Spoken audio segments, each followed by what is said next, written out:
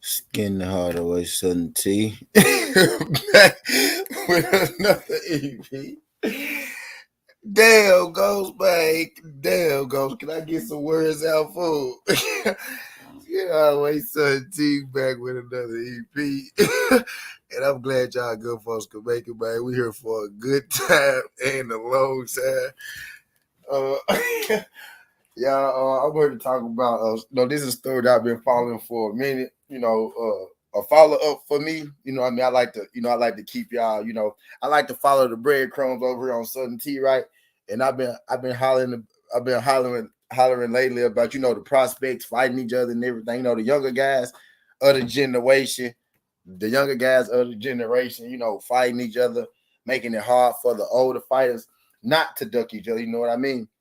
Instead of just having the young guys, instead of just having the young guys come out here, calling out, the bigger fighters, the older fighters, the veteran fighters for fights, instead of having them just coming out here and, calling them out for fights, actually fighting each other, and making it harder for the prize fighters and the fighters at the top of the division to duck them, right? Let me say what's up to the people that came through the building. Mike Biggs, what's good, pimp? Appreciate you sliding through this junk. TWT in the building.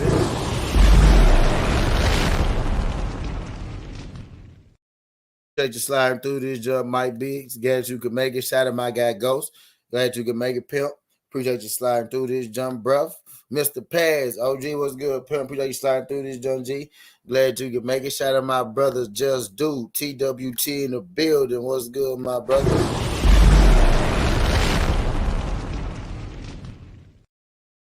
Appreciate you sliding through this John Do body. Appreciate you sliding through. New Boy Fitness, what's good? Long time no see, fam. Glad you can make it, pimp. Shout out my guy, New Boy. Scott Walker in the building. What's up, TWT?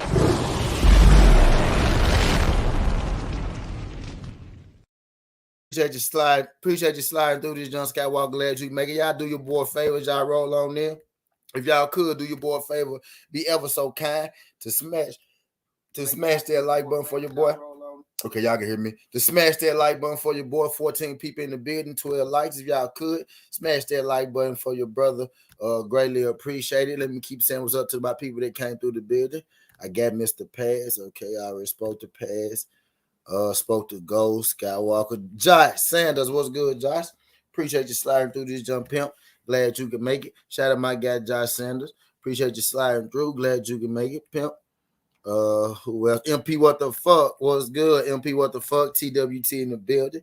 Appreciate you sliding through this, my brother. Glad you can make it.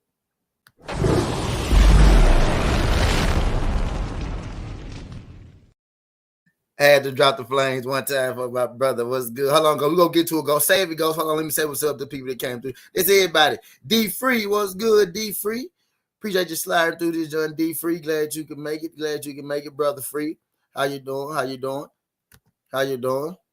He said, yo, this jury duty is a blow. Hi, are you on jury duty? Shout out my nigga D Free, TWT in the building.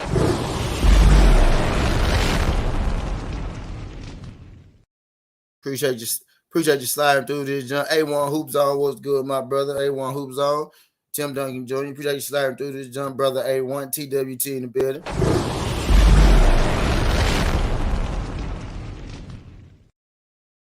Miss Joanette, appreciate you sliding through this, John. Miss Joanette, glad you can make it, Quay. And I'm going to leave Miss Joanette up there for a second because she look better than the rest of y'all. You know what I mean? Shout out to my girl, Miss Joanette. Now that I'm done frying YouTube and dropping flames on the whole community, it took me 6 minutes to come here and fry the whole community. Shout out TWT. I like doing it, though. That's the best. And the reason that I started back doing that job, because I'm going to start back doing it. I'm going to stop being lazy, and I'm going to hit the motherfucking flames every time I see a TWT member come through here. You know what I mean? If I got to stop and set the whole show on fire, that's exactly what I'm going to do. I'm going to stop and I'm going to set this motherfucking YouTube on fire every time I see a TWT member in here. But let's talk about it, though. Jaron Ennis has came out, and he called out. He called out 2 people. But I'm only here to talk about one, you know what I mean? Because I really don't feel like this Keith Thurman thing is going to happen. It feel like everybody calling out Keith Thurman's name right now. So I don't want to give Keith Thurman no more juice, give Keith Thurman no more clout. So I ain't saying Keith Thurman name here, but you want to know what I'm impressed by? You want to know what I did like? You want to know the move that I did make?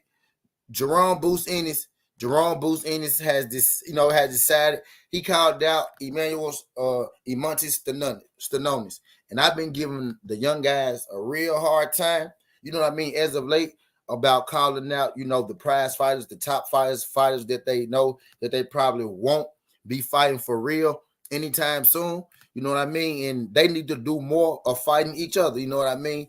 The guys that they're calling out, the Keith Thurmans, the Errol Spence, the Sean Porters, all those guys, about the time that these guys age 25, 26, 27, all those guys have fought each other at least once in some form of fashion, some form of the combination. You know what I mean? So that's been, on my mind heavy lately. Like, we getting a lot of these young guys who call out the vets and the prize fighters, but they're not doing enough to put themselves in their own position to become, future prize fighters. You know what I mean? So Jaron Boost Ennis, he's been there's been, some pressure on. I ain't gonna say been no pressure on, you know what I mean, but there's been, rumblings. There's been rumblings, a certain section of fans, you know what I mean. We ever since Speedy Rashidi Ellis has made his comeback, you know what I mean. He's been over there to the PBC side. As soon as he was able to get over there, on the PBC, there's been fans, who've been wanting to see Jaron Boost Ennis, versus Peter Rashid Ellis. Now, this is always kind of a fight that we want in the back of our minds, but it's never been a real thing. Now it's kind of a real thing. So lately, there has been a little, for lack of a better word, pressure on Jaron Boost Ennis, you know what I mean, to fight a comparable opponent, at least an opponent that we think, will be able to compete with Jaron Boost Ennis. Now, whether he can or not is yet to be seen, but at least we think can compete with him, right? Speedy Rashidi Ellis, a Connor Bean, Eimantas Stanionis. I want these guys, to fight each other, the young guys, a Virgil Ortiz, a David Evanesian. I need these guys to fight each other. You know what I mean? I've been on them hard about it. I'm like, why Boost calling out Thurman and Errol and Bud when those guys, are clearly worried about other things? Why Connor Bean calling out Thurman and Errol and AB and all of them when they worried about other things? Why ain't Virgil Ortiz for Connor Bean? Things like that. So now, in this move right here, this move is a lateral move. I mean, this is a forward move. This is a progressive move by Jaron, because Eimantas Stanionis is also the mandatory for Errol Spence's WBA belt. You know what I mean? So now, when Jaron Boost Ennis is saying, I want to fight Errol Spence, I want to fight Errol Spence. With this move, it's putting more clarity to that. It's making it not just a cap move. It's making it not just a clout chase move, because Stanionis is a fighter who stands in the way of him fighting Errol Spence through the WBA route. By default, right, if Errol Spence doesn't fight for Undisputed, his next fight will have to be one of these mandatories. And whether you know or not, his WBA mandatory has already been called, which is Eimantas Stanionis.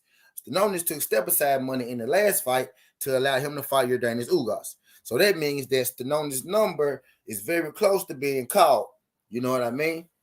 We got Jaron Boost Ennis, right, who basically answered, who he's not going to be able to answer all the critics with this move, but he can answer a lot of critics with this move if this fight is to happen. This will answer his move about him fighting a fighter in their prime. This will answer the move about him, does he really have a real intent to fight Errol Spence, or is he just, trying to build his own resume, and he's just calling out Errol because he has to. You know what I mean? I think this is a forward move with him actually, getting the goal that he wants, or Errol Spence fight, if that is what he wants. Now, whether he'll get it or not, I'm not sure. But this will be the smartest and the best move to make if that is indeed your goal. You know what I mean? But I'm about to read the article, you know what I mean, so y'all can know exactly where I got it from. Then I'm going to take a seat to my ad down. He said Jaron Boost Ennis hopes his next fight will be his stiffest test. The rising 25-year-old welterweight contender from Philadelphia recently asked about who he plans to fight next in the ring this fall, and two names popped up.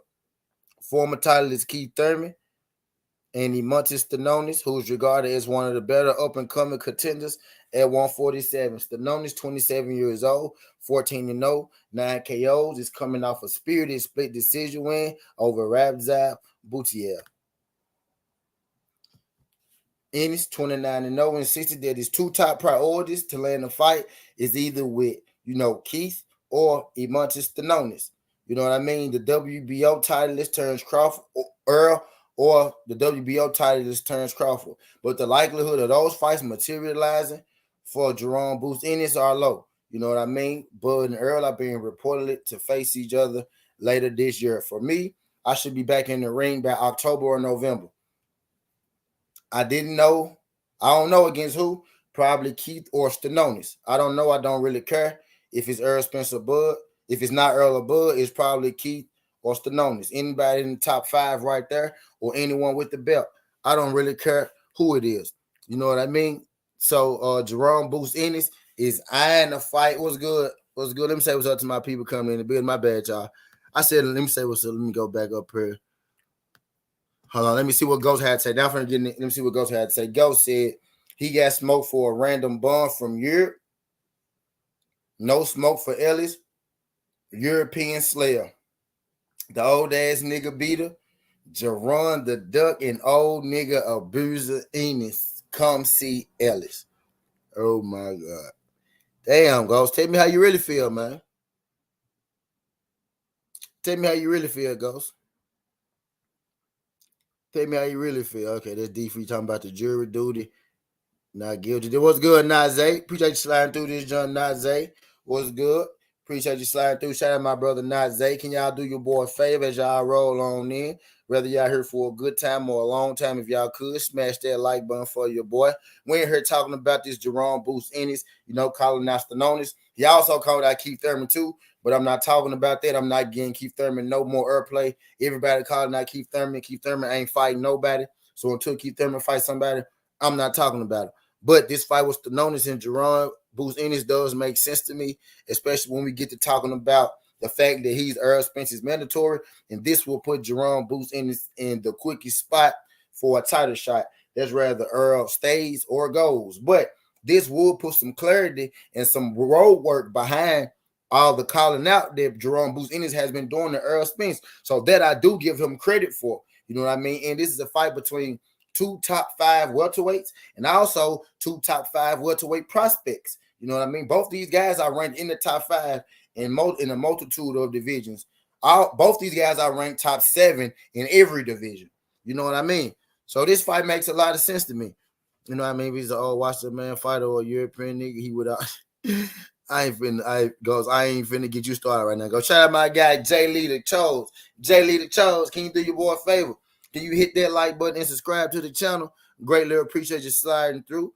I don't know if this y'all first time, but if y'all could, not make it y'all last time, if y'all could hit that like button and subscribe to the channel, greatly appreciate it. Shout out my guy Andre, my UK brother. If I'm mistaken, I think Andre from the UK.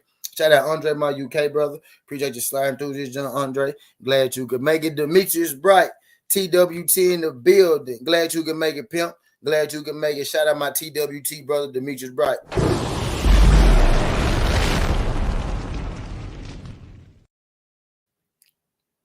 Appreciate you sliding through this, John Demetrius. Glad you can make it. He said, do you think Stanionis take this fight? I think Stanionis very well should take this fight. If Stanionis don't take this fight, what else will Stanionis do? I kind of think right now is outside of Stanionis' hands. You know what I mean? Because a lot of people don't know Stanionis fights on the PBC, right? Southerntea finna tell y'all something. And then we go outside and I'm going to go get my blunts.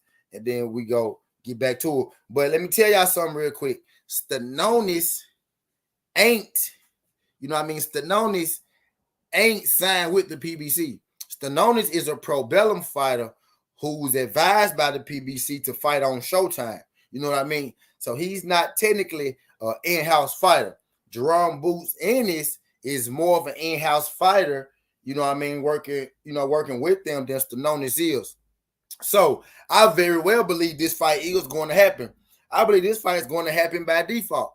I believe Stanionis is not going to really have a choice at this point, you know what I mean, other than making this fight happen. You know what I mean? Because either Errol Spence is going to fight Bud or move up. So he's going to let go of the belts, but Jaron Ennis is ranked in the top 5 in the multitude of divisions. You know what I mean? So one of these fights very well is going to have to happen. Thurman is number one in the WBC, right? So that's Thurman or Boots. Stanionis is number one in the WBA. So that's Stanionis or Boots. And if the WBO so happened to call Jaron Ennis for the mandatory because he's number one in the WBO, but what's the likelihood of the WBA giving their belt to Jaron Ennis, who was signed to Showtime? You know what I mean? So they could do that route, but more than likely, Boots' only chances are the WBC route or the WBA route. And since we all know the WBA kind of is the PBC belt, they have a more vested interest in Jaron Ennis than they do in Stanionis. So this is a fight that Stanionis actually won't be able to get away from. Really, he won't be able to get away from. He said Stanionis told me he should know who he's fighting in the next 2 weeks. Well, shit, shout out my guy Jay Lee, you feel me? So, shout out my guy Jay Lee. He said Boots should fight the Stan guy. Yup, facts. I agree. Shout out my guy A17. Appreciate you sliding through this, John. A17. You know what I mean? Boots has carved out Errol Spence's mandatory for the WBA. Both guys ranked in the top 5. I agree with the fight. Shit, I'm ready to make it happen. He says Stanionis will take the fight. Even if he loses, it will get him better money fights in the future. Those are facts. You feel me? Those are facts. Shout out my guy Bunny. He said Gary Antoine like a mini Boots Ennis. Yeah, I can see that. I can see that. He said Jaron is that guy. I won't lie. He the only guy that makes me nervous when it comes to Errol. Yeah, I think Errol could beat him right now. But the more time they wait, the harder it's going to get to beat little dude. The more time you wait, the harder it's going to get to beat little dude. He said, remember, y'all, they told everyone linked with Team Andrade to come to the PBC. Now Ellie signed there. Andrade signed to Dimitri, who works with Ellie. Now ain't no smoke from no one. Uh-oh. He said Ellis who? Ronald? No, Speedy Rashidi Ellis. Speedy Rashidi Ellis. He said the man didn't say his name. It's not hard to pronounce. Ennis Ellis, very similar. Why ain't there even a response? Tell us what we need to do to get the fight at the very least. Well, he had 47. Yeah, he had 47. Speedy Rashid Ellis at 47. Tay. What's good, Tay? Appreciate you sliding through this jump, Tay. Glad you can make it. Queen, glad you can make it. Where she at? The screen jumped on me. Tay, what's good? Shout out my girl, Tay, TWT in the building.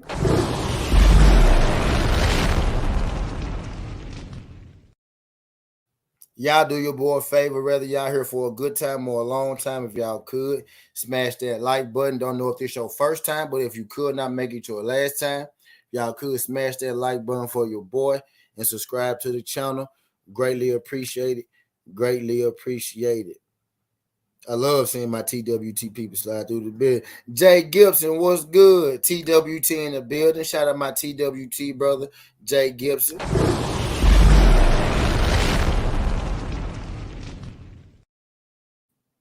Y'all do your boy a favor. Y'all smash that like button for your boy, whether you're here for a good time or a long time. Greatly appreciate it. He said Gary Antoine is a better version of Sean Porter than me. I like that. I like that one. Workflow, Tay. Okay, bet. Appreciate y'all folks sliding through this, you know what I mean? But I'm at the point where I'm throwing Keith Thurman away, y'all. Like I don't want to hear no more Keith Thurman talk. I don't want to hear Conor Ben fighting Keith Thurman. I don't want to hear Jaron Ennis fighting Keith Thurman. I don't want to hear goddamn Laura fighting Keith Thurman. I don't want to hear shit about no motherfucking Keith Thurman. I don't want to hear shit about no motherfucking Keith Thurman because at this point, I just feel like we giving him free publicity. You know what I mean? Everybody want to fight Keith Thurman. You know what I mean? Because he a name, right? Everybody want to fight Keith Thurman because he a name. Well, that's all he is right now. It ain't that people want to fight you, because you're a good fighter. People want your head. That's what people want. People want Keith Thurman head. And I feel like right now, we just giving Keith Thurman a reason to talk right now. You know what I mean? All we doing right now is we giving Keith Thurman a reason to talk.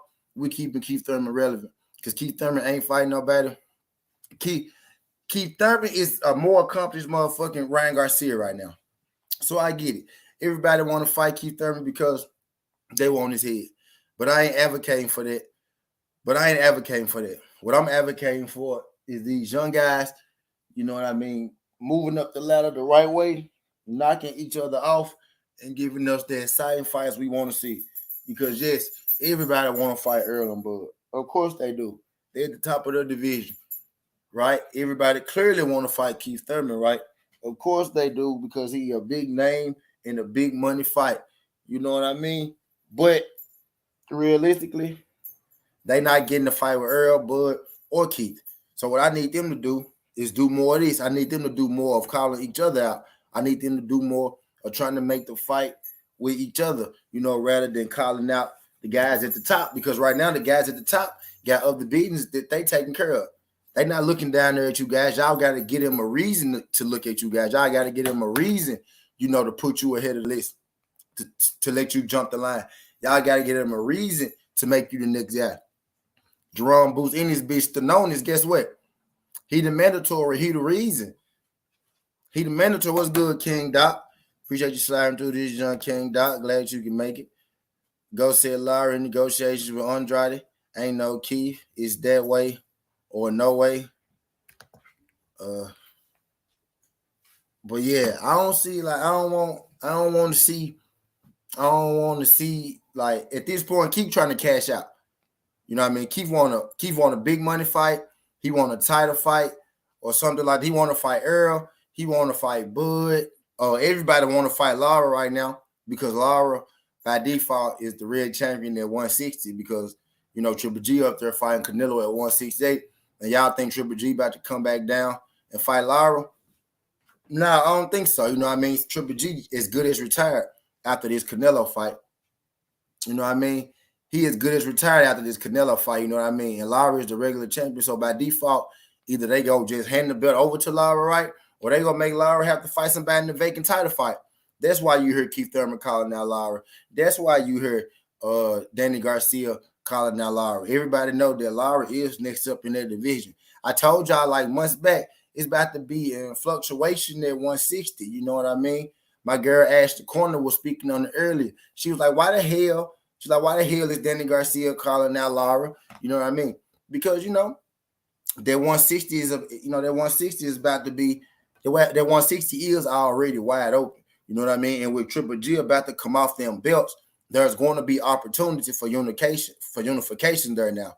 And everybody's scratching at the bit for that. Just like 154 is about to open up. Because the guys from 154 are about to go to 160. When Jamel let them belts go, you know what I mean, it's going to be a free-for-all type deal. When Errol Spence let his belts go, it's going to be a free-for-all. You know what I mean? So this move that Jaron Ennis is making right now with Stanionis, this is the kind of move that I like to see. I don't want to hear, and I don't got no problem with them calling out Errol and Bud. Cool, do your thing. I get it. Make the fight, right? But I like when they actually put action, you know, behind the call-outs. And that's exactly what Jaron Ennis is doing right now. He taking out the competition, which is exactly what I asked him to do. You know what I mean?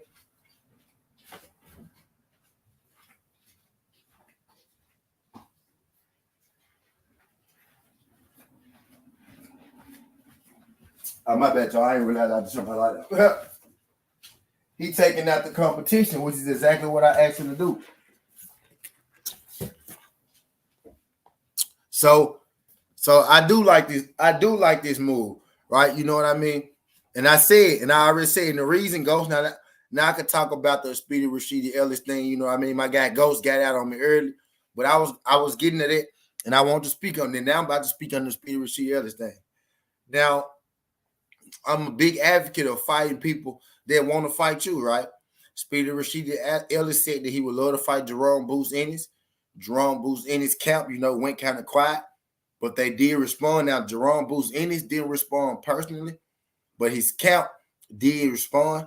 And the camp said that they're open to fighting a Speedy Rashidi Ellis, but they would like for Speedy Rashidi Ellis to get, you know, a televised fight in this year. You know what I mean? And maybe they could set up a fight between him and Jaron Ennis in the middle of next year. You know what I mean? Type deal.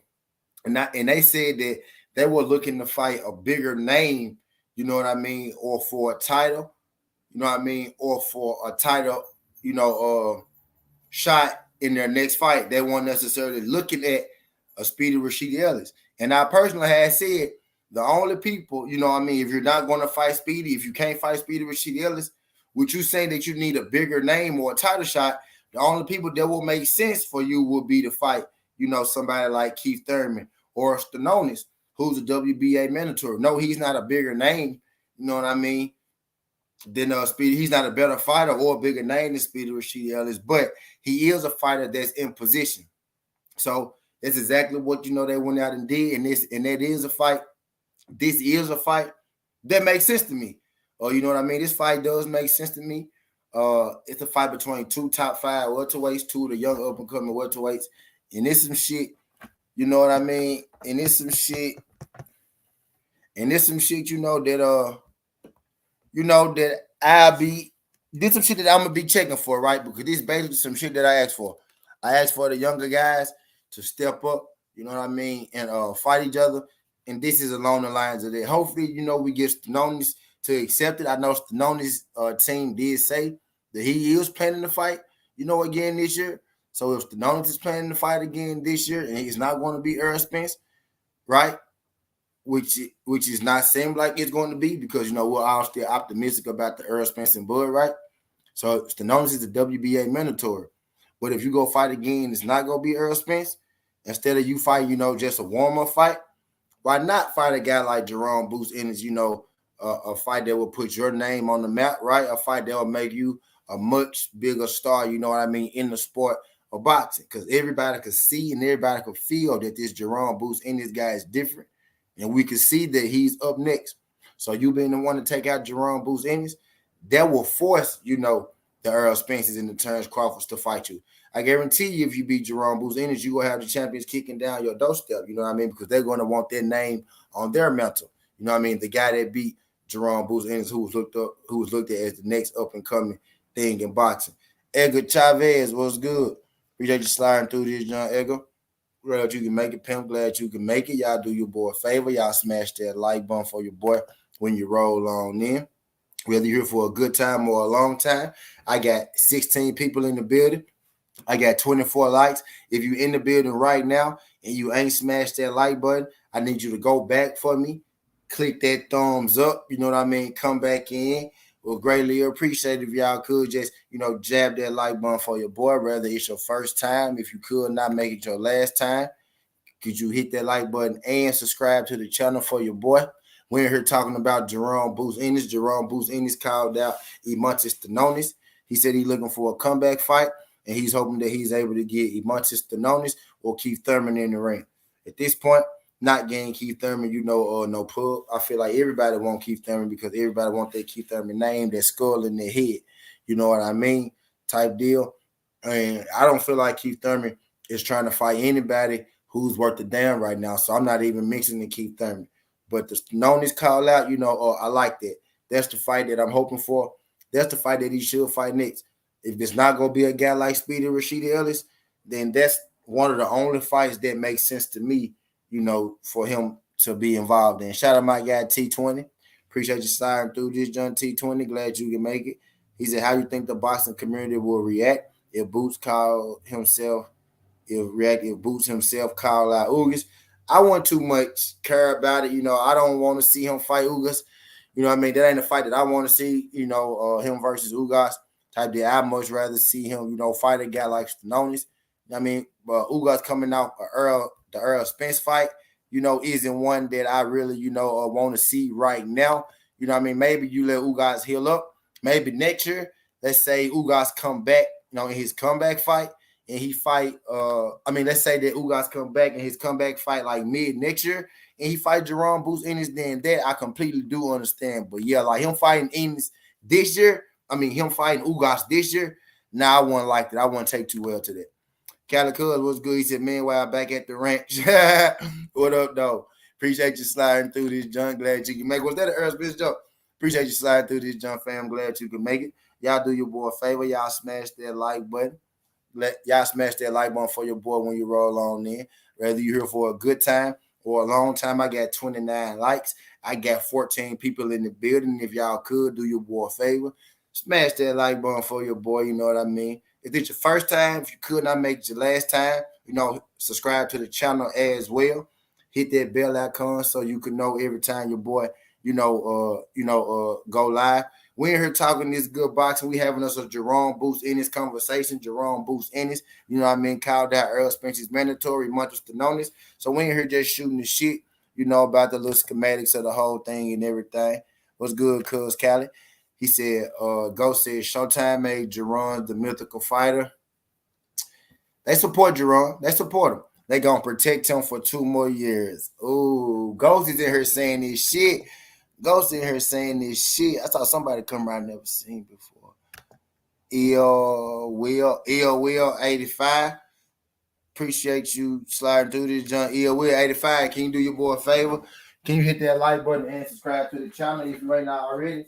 Will 85. Greatly appreciate you. You hit that like button and subscribe to the channel. I don't know if it's your first time, but if you could not make it your last time, you could smash that like button and subscribe to the channel. Greatly appreciate it. Greatly appreciate it. If y'all haven't,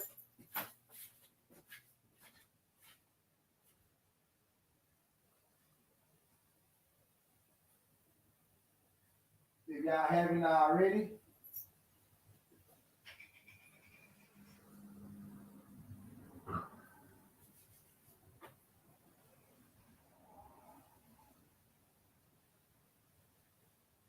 if y'all haven't already, y'all smash that like button for your boy.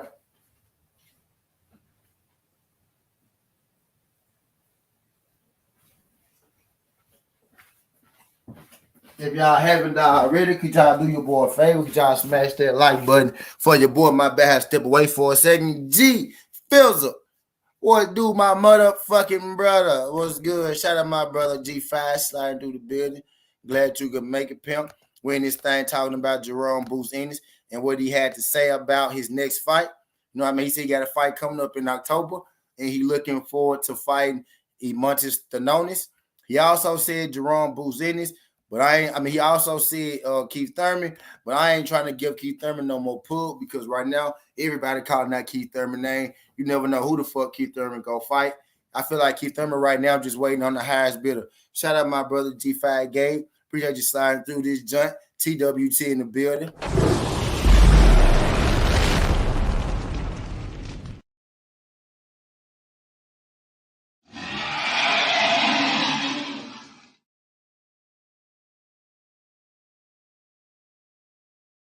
You know what I mean? But hell yeah.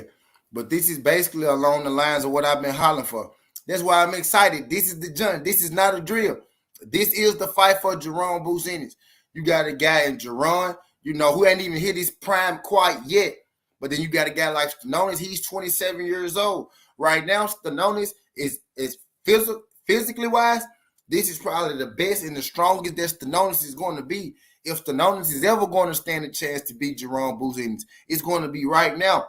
And he's 27 years old. He at the perfect age to where he could fight Jaron Ennis. And if he win or lose, you know what I mean, he'll be able to bounce back. He at that right age. You know what I mean? I would much rather see Jaron Ennis fight Stanionis, you know what I mean, than fight really older out of his prime guy. I was good, Shep. What's good, Shep? Is it true, my boy? Is it true, homie? About he called him out, Stanionis? Yeah, he called him out. Oh yeah, that's what I'm talking about. Let these youngsters mix it up, man. That's what I'm talking about. Facts. He called out, and Stanionis had been saying for a couple of weeks now that he had a fight coming. That he want to get back in the ring and shit. So you already said you want to get back in the ring. Jaron just hit at you. It makes sense. You've been calling that Errol. Both of y'all have been calling that Errol Spence. You know what exactly. I mean? Stanionis, exactly. Stanionis already WBA mandatory, right? But I know he's the regular champ. He beat Butayev, who beat Jamal James. Facts. You know what I mean? So I know that that's a fight that they will want to make happen because both fighters fight, through them type deal. So I'm pretty sure it's a fight that we could be getting. This could be a fight to see, who next up for the PBC? Like, who will get that push? Who gonna be the next fighter to get that pay-per-view push? Right now, we all think it's Boots, but if Stanionis knock out Boots, then who y'all think gonna be getting that push? And Stanionis got a real nice jab. Yeah, Will says Stanionis take the step aside money for Ugas, so that makes him next up for Spence over IBF. Boots has to fight Stanionis. Now, yeah, facts. He took the step aside for Ugas. He was already the. Here you go. Yeah, here you go. I was waiting for you to come here. I was waiting for you to come here. This is the biggest and much Stanionis fan I know, but this the only fucking Stanionis fan I know, dog. Yeah, that motherfucker, he made a believer out of me, bro. When he beat up over Butayev like that, I'm like, okay, this dude can fight. Look, bro, it was people picking Butayev. I was like, man, I ain't extra high on Stanionis or Butayev, but I believe in Stanionis way more than I believe in motherfucking Butayev. You know what I mean? Butayev he mid to me. Butayev, you got backwood? You got that. I just take it to you want to do that? Yeah, okay. All right. My Butayev mid to me, a nigga like a mid blunt, dog. You know what I mean? Stanionis got potential. I do think he got potential. Butayev was never. Yeah, well, see, the way he beat up on Jamal James, though, he made that shit look easy, made that dude quit. I'm like, okay, this dude's tough. But Stanionis went in there and just boxed his motherfucking ears off. Yeah, that's yours. All right. Yeah, 2 raps too. Coco the Bulldog was good. Edgar, my motherfucking brother. Shout out my guy Edgar Chavez. I'm gonna drop the flames for Edgar Chavez just because he helped the fam out. Shout out my guy Edgar Chavez.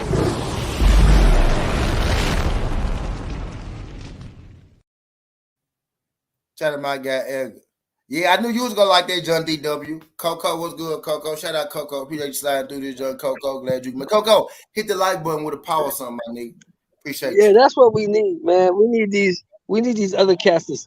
Fuck waiting on Boots. Waiting on Spence and Crawford, man. Keep the division going, man. Keep fighting each other, man. Put yourself in position. I like that. Put yourself. You just said it. Put yourself in position because y'all really not there yet. Y'all not there yet. Y'all not there yet. You know what I mean? And I know everybody feel like Boots is there, right? But it's a feeling at this point. He still got to show improve. I'm not saying he's not the goods, but I want him to show improve. I like this attitude from Jaron now because I feel like they've been listening to what the fuck we've been saying, low key.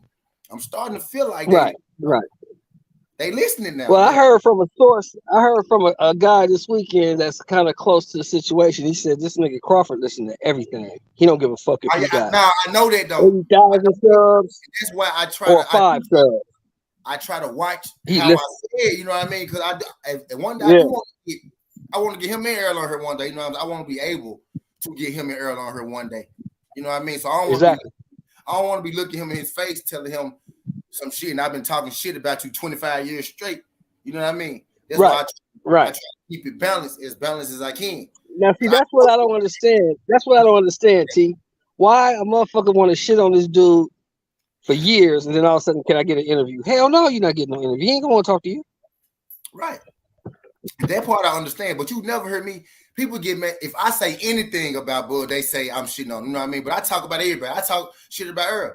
You know what I mean? I talk shit about Errol too. It just y'all ain't always here for it. You know what I mean? But I talk shit. I don't like how Errol doing Danny. Be real with you. I don't like how he doing Danny.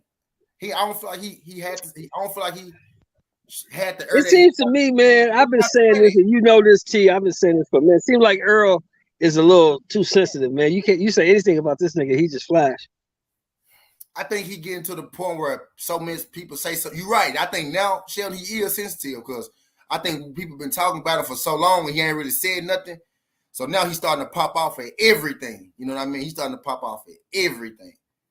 But I think it's over the years he just been, you know, he ain't really a social guy. But now he getting older. He like, man, fuck this. I'm gonna let y'all. And it could be the pressure too. Because believe it or not, people think Bud is under pressure. He under pressure too. It's a lot of pressure in making this fight. They both under pressure, bro. They both. We not under pressure as boxing fans, but they both under pressure because it's gonna be a side. It's gonna be a whole wave. It's gonna be a whole wave that say it's Bud fault, right? It's gonna be a whole wave that say it's Errol's fault.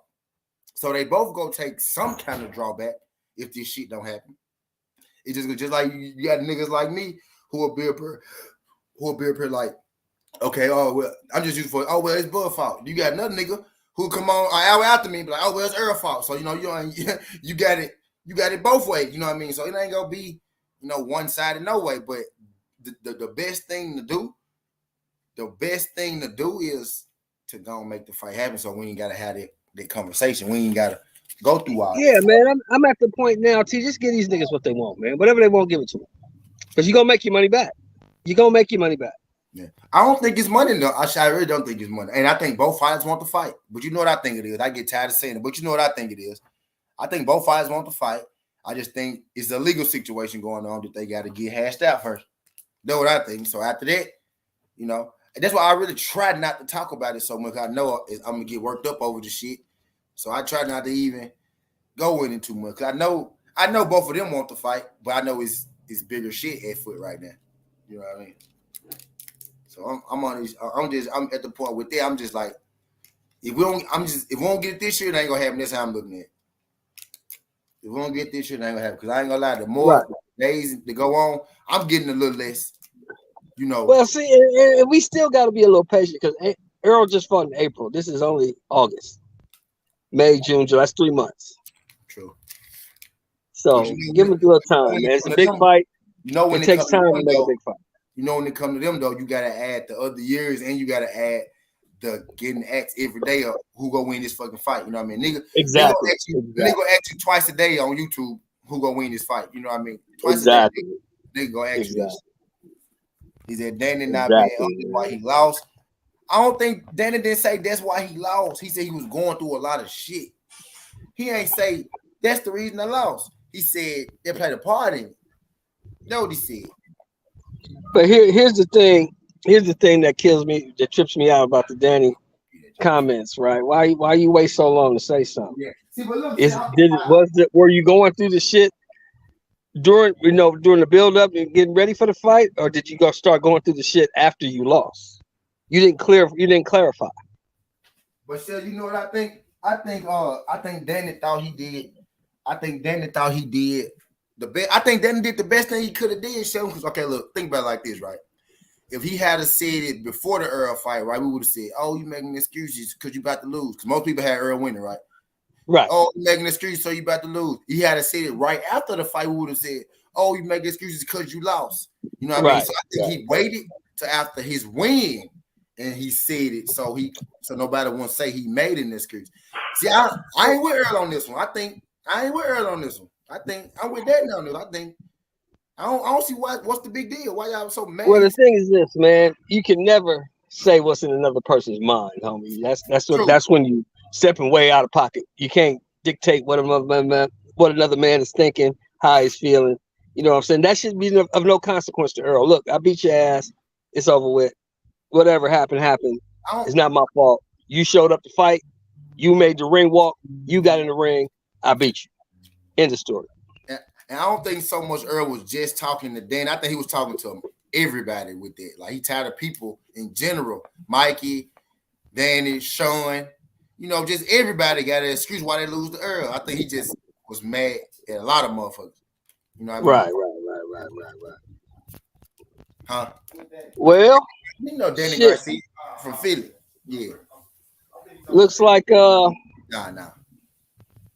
Well, looks like shit. If Boost gonna fight Stanionis, if they make that fight, what's the number one contender in the WBC gonna do? What's he gonna do? Thurman. Yeah. Danny.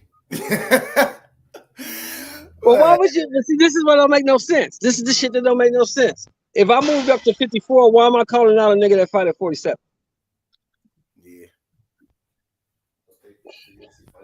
I should be wanting to smoke at 54. Danny want to make all prize fights right now. I don't give a fuck where is it.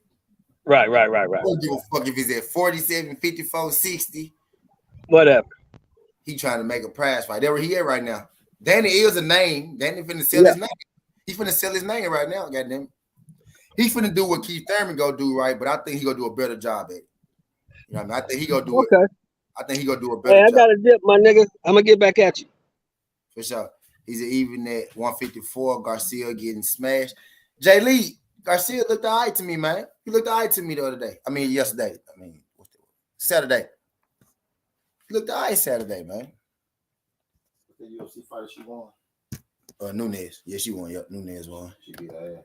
He said they moving funny, Thurman and Danny. Now, Thurman moving funny, bro. Danny ain't moving. Danny ain't moving foul. I think Thurman moving funny for sure. Thurman moving. I bet you Conor Ben won't call out. I bet you Conor Ben. And y'all know I like Conor Ben, right? I bet you Conor Ben call out Danny. He fuck around and fight him. I bet you Danny will fight Conor. Conor ain't gonna call out Danny. He'll call out Keith, right? Because he think he got him one. I think Keith damage good, and I fuck with Conor. But I want him to fight Keith, so my nigga get Keith Thurman win on his belt. What you talking about? But I think Conor won't Keith because he damaged good. You ain't heard Conor Ben say I fight Danny Garcia. You ain't heard him say that shit about Danny. You ain't gonna hear him say that shit about Danny either. Dan ain't old enough yet. Dan ain't broken enough yet. And I fuck with Conor. That's my nigga. What Danny did Saturday was reminded us who the fuck Danny was. That's what Danny did. Danny reminded us who the fuck he was Saturday. Y'all, I thought Jose Benavidez was gonna touch that man ass up. I ain't gonna lie to you. I thought Jose would go touch his ass up. And Jose could barely even touch that man. He touched him in free time, this boxing. But for the most part, Jose could barely even lay a hand on him. Did you pinch the bit? He could barely even lay. And you got what, 4 inches on him, 4 inches in reach, 4 inches in height. And you couldn't, yeah.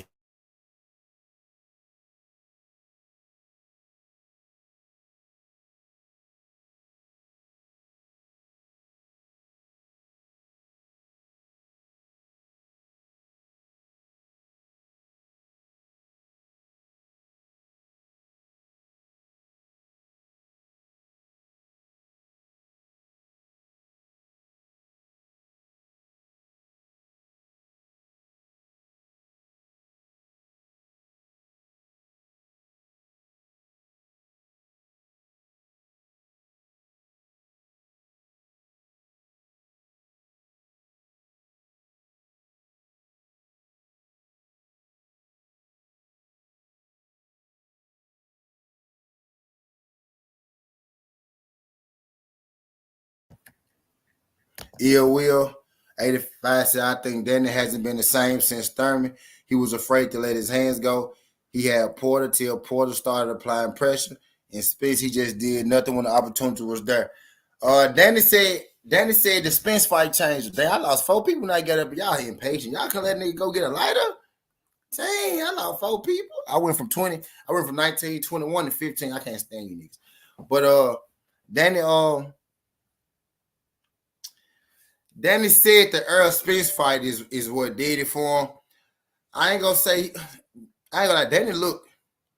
The only fight Danny looked out of it was against Errol Spence. That's the only fight where he really looked out of it. Like he didn't look like himself. He looked like he was lost. He looked like he barely knew how to box against Errol Spence. Outside of that, he been in every single fight that he been in. I know that shit sounds stupid, don't it? But he been competitive in every single fight that he been in, other than the Errol Spence fight. He been some form of competitive, damn near won. Maybe Keith Thurman was the biggest. Well, Keith Thurman was maybe the joint after Errol Spence, right? Say he looked his worst against Errol, and then maybe before that it was Keith Thurman, right? But I seen him fight Porter after that. He looked fine. I seen him beat the shit out of Ivan Radek after that. He looked fine. You know what I mean? But and I ain't the one to be here and say Danny, because I don't think Danny will be up there crying and shit if he ain't really, go through, he ain't really have to go through nothing. And y'all got to think he said Danny looked like himself. The last fight was going high and low, wasn't relying on strict looks. Facts. Danny looked better than his old self. He was moving his feet and shit. Danny always been a little athlete, but Danny's feet been stuck in the mud. Not because he can't move his feet, because he just didn't move his feet. Man, Danny looked refreshed in this fight. A-B to I-T, what's good, TWT? Appreciate you sliding through this junk gang. Glad you can make it. Shout out my guy, A-B to I-T, TWT in the building.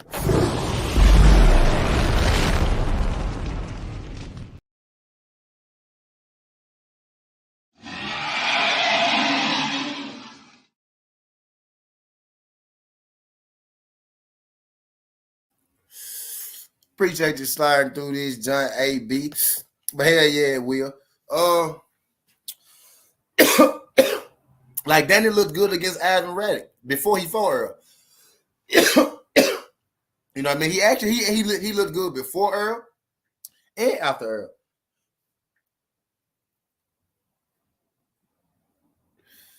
The only fight where he really looked out of it to me was Earl. He looked confused. He looked lost. And I never seen that look like that before. I think going into the Earl fight, he was fine. Mental, I think he was fine. He said he actually said he was. It's the Earl shit. He looked horrible against Porter last 5 rounds. But yeah, but I think he more so. I think there was more so him not being able to deal with the pressure of Sean Porter. Ashley Corner, what's good? Shout out my girl Ashley sliding through this jump. I love seeing them TWTs, man. Shout out my girl Ashley sliding through this jump. TWT in the building.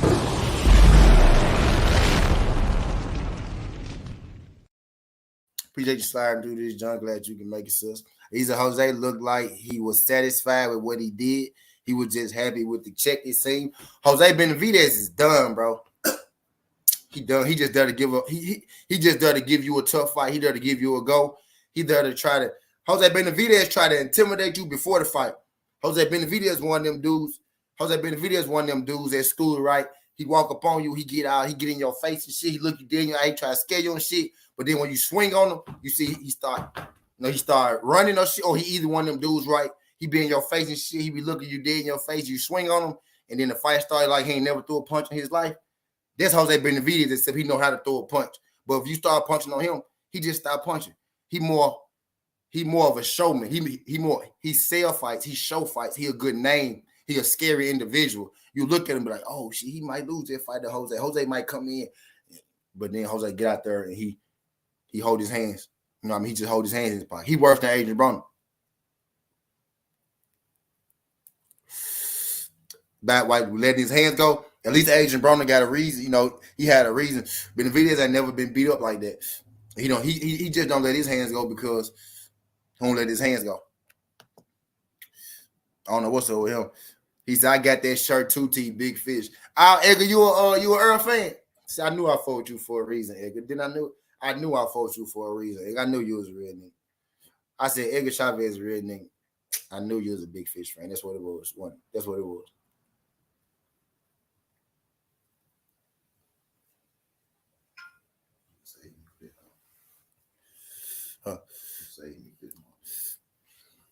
That's what it was right there. I knew you was a real nigga. Yeah, as TWT, man. TWT. So he said Bernie saying Danny ducking Bud because he called out Thurman and didn't say Bud name if he not still in negotiations.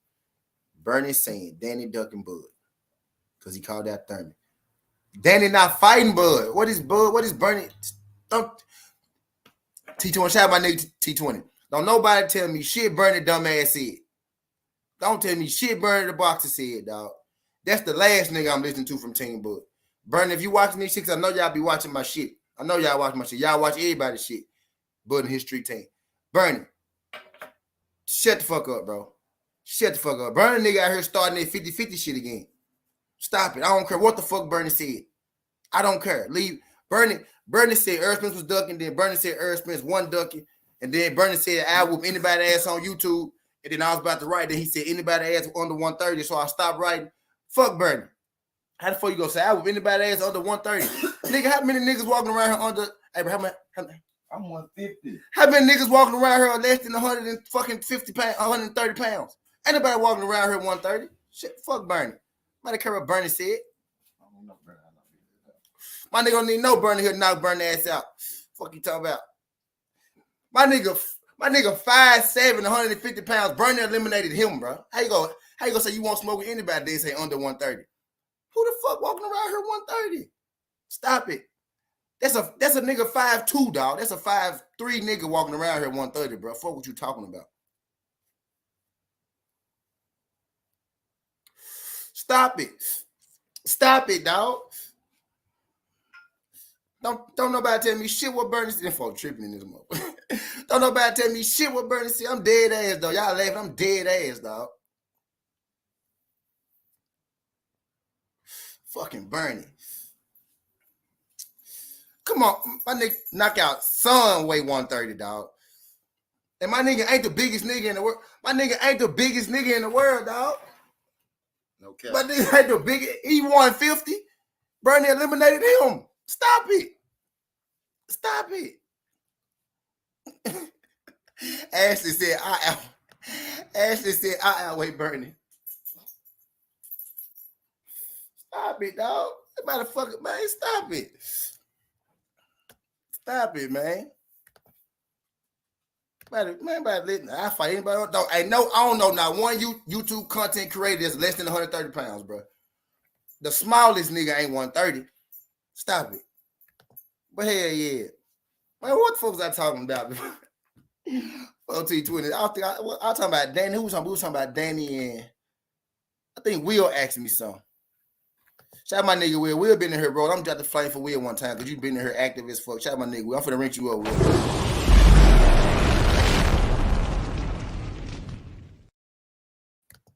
Shout out my nigga Will in this thing, man. Let me give you a wrench, Will.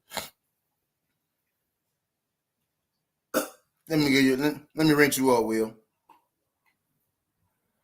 Where you at? Where you at, Will? Where you at? Write something in this John, Will. I can't find you. Well, I see you. There you go. Yeah. Bet, I got you. I rinsed you up, fam. I rinsed you up.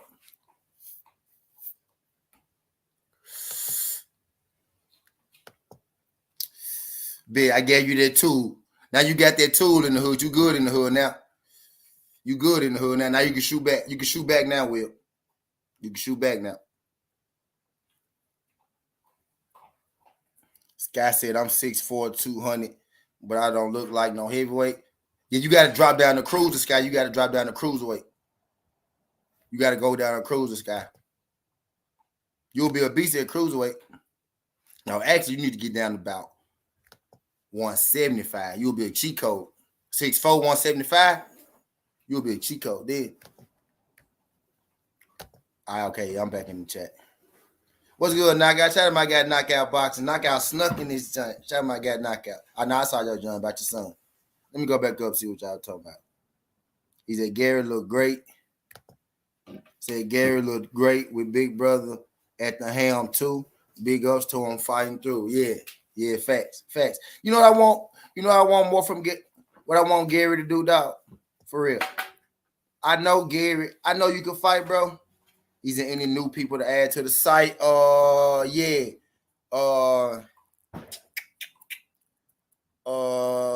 Big Dog Willie. You took care of Big Dog Willie? Big Dog Willie. Big Dog Willie. Yeah, Big Dog Willie. Big Dog Willie. Yep, Big Dog Willie. Yep. Appreciate you, Will. Appreciate you, Will. Appreciate you, man. It's all love. It's all love, man. But yeah, this is what I want Gary Russell to do, man. I know Gary Russell can outdog anybody. I know you got power, bro. I know you got power. I know you got all that shit. You know what I mean? I know you beat Boots in the amateurs twice, 3 times. How many times he beat him, right? Dog, I need you to go out there your next fight, and I need you to concentrate on nothing but throwing a jab, moving your head, and being defensively responsible. I want you to do that, not because you can't beat the guy in front of you, right? But I need you to do that because I need you to get in the habit, Gary Antoine, of boxing more. And I know everybody tell me you could box. I want you to actually do it in the fight when the lights on and them bullets get to firing. Because it's different. It's one thing shooting at the gun range, right? It's another thing shooting at somebody that's shooting back at you. You know what I mean? So you could shoot in the gun range good, Gary, right? You could box good at practice. But when you get in a fight, you know, you want to run straight through a nigga every time. Not saying you can't, you know, shoot accurately when the nigga shooting back at you, but you just choose, you know, to street sweep a nigga, you know, from the jump. And what I need you to do is I need you to get more comfortable, you know, comfortable with doing it inside of an actual fight. You comfortable with it in the gym, right? I need you to do it in the actual fight so you could be more adept and comfortable doing it in the fight.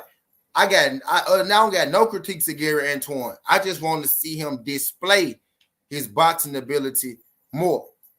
That's all. That's all. He said they coming forward with no, yeah, exactly. They coming forward with no jab, head movement shit is starting to get them caught. Coming in considered for 2 fights now. You hitting the nail on it. Yeah. In fact, I just not saying that he can't do it. I just want to see him get more. I want to see him do it more because I want his success. You know what I mean? That's family. Fuck it. D Free my nigga. D Free my brother. D Free be here every day. You know what I mean? He be here every fucking day. That's his cousin.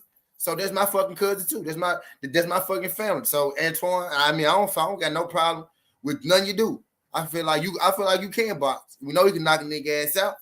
You know what I mean? But I just want to see him get more comfortable with fighting in the ring that way. You know what I mean? Even if you only do it for a couple rounds. Even if you only do it for a couple rounds. Man, your first couple rounds, bro, just go out there and set the tone with a nigga, bro. Box him, move your head. Show him you can box him, hit him high, hit him low, turn on him. Boom, boom, left, right, pivot, left hook. You know what I mean? Do all that shit. You know what I mean? Just get that shit going. Just display it. Just get comfortable doing it. And then when it's time to press the gas on nigga, press the gas on the ass. Then you can start it. I just want to see you get comfortable doing it for a couple times inside of the ring. You could box your nigga for 3 rounds every fight, and then you could press the gas on the ass, bro. You can go back to just pressing the gas on the ass. But I want him to get more comfortable doing that shit in the ring. You know what I mean? And that's it. That's the only little critique I got to give. You know what I mean? That's it. You know what I mean? Other than that, Gary did a damn good job. Gary always did another good job. And I see what they're doing with Gary. I get where Gary going. I see the motive. I see the move. I see what they what they making Gary. They trying to build Gary as a knockout puncher. And Gary is going in there assuring that he's getting that knockout every time because knockouts is the fastest way to the money. You know what I mean? So it makes sense. But I need for him to set up the knockouts more necessarily than just knocking like forcing the knockout. He going in there and he forcing the knockout when he could go in there and he could set guys up for the knockouts instead. You know what I mean? He actually did set Rances up for the knockout. You know what I mean? Because he went in there, he didn't show zero head movement range because he was moving his head. You know what I mean? But at first he was showing zero head movement. He was trying to walk right through Rances. Then Rances caught him in like the second round, and then he started moving his head a little more. You know what I mean? But he still didn't let his jab go. I want to see him more consistently add the two together, the head movement with the jab, because really the only critique is his jab is almost not there. You know what I mean? He started throwing him more, you know, after Rances tagged him, right? But even still, he was more so focused on, you know, walking right in, throwing those hooks. He was throwing hooks, you know, and getting out the way. Hooks to the head, hooks to the body. You know what I mean? Uppercuts more so than, you know, he was, you know, sticking his jab out there type deal. And I think with him, he was smaller than Rances, right? With him being a smaller fighter, right? I think it'll do him better to use his jab to get on the inside more, kind of like how Gervonta Tank Davis do.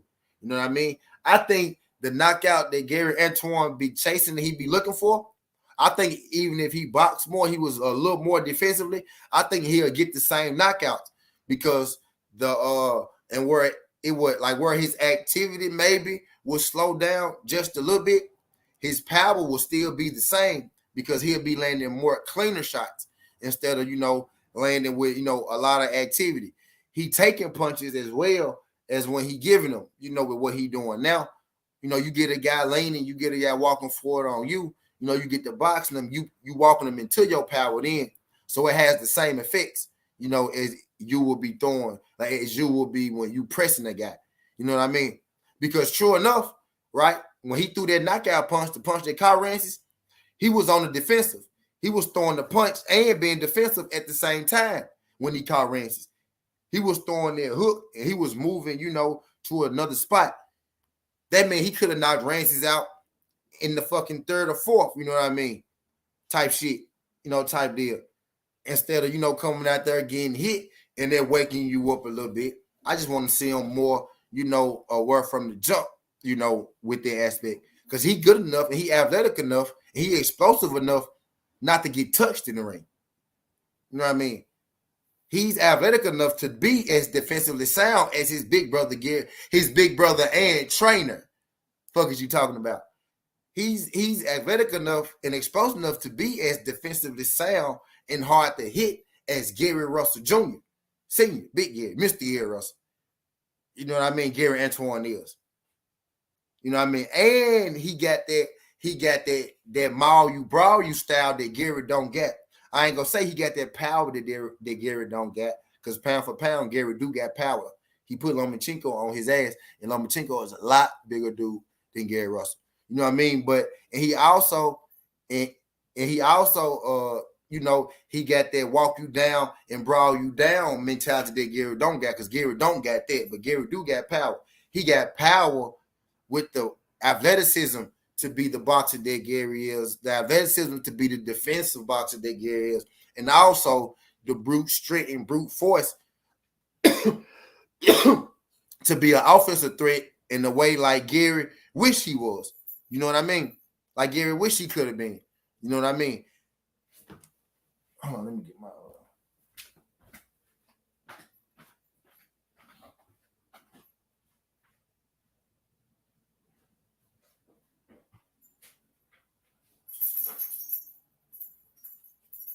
that's that. That shit there. That power there. That power ain't going nowhere. You see that shit now. That power ain't going nowhere. That shit gonna be there.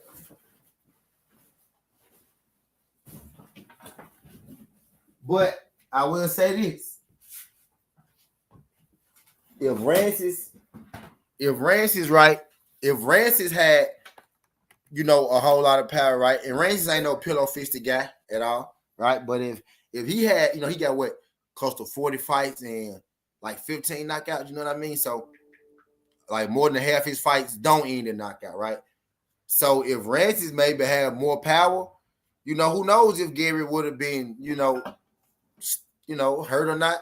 You know, who knows if Gary would have been down. Let's say, I don't want to use Tank because that's the easy one, right? Tank hit anybody, they go down, right? But let's say a guy like Frank Martin.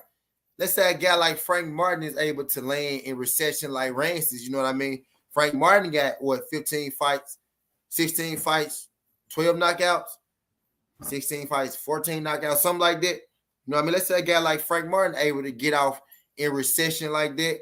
Who knows if that's a different story? You know what I mean? Frank Martin got more power than Rancis for sure.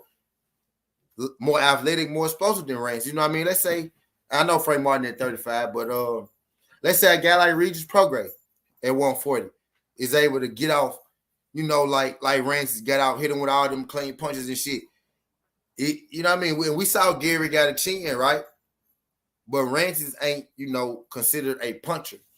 So if a puncher get to hitting on him like that, you know, I just rather him avoid all that shit from the WAP, you know what I mean? Use a little more head movement and boxing ability earlier, you know, in the fight. Ashley said the punch Gary Antoine start Rancis with is the same right hook that Tank sent Mario Barros flying across the ring. Tank faked like he was going to the body and went up top. Facts. Yep.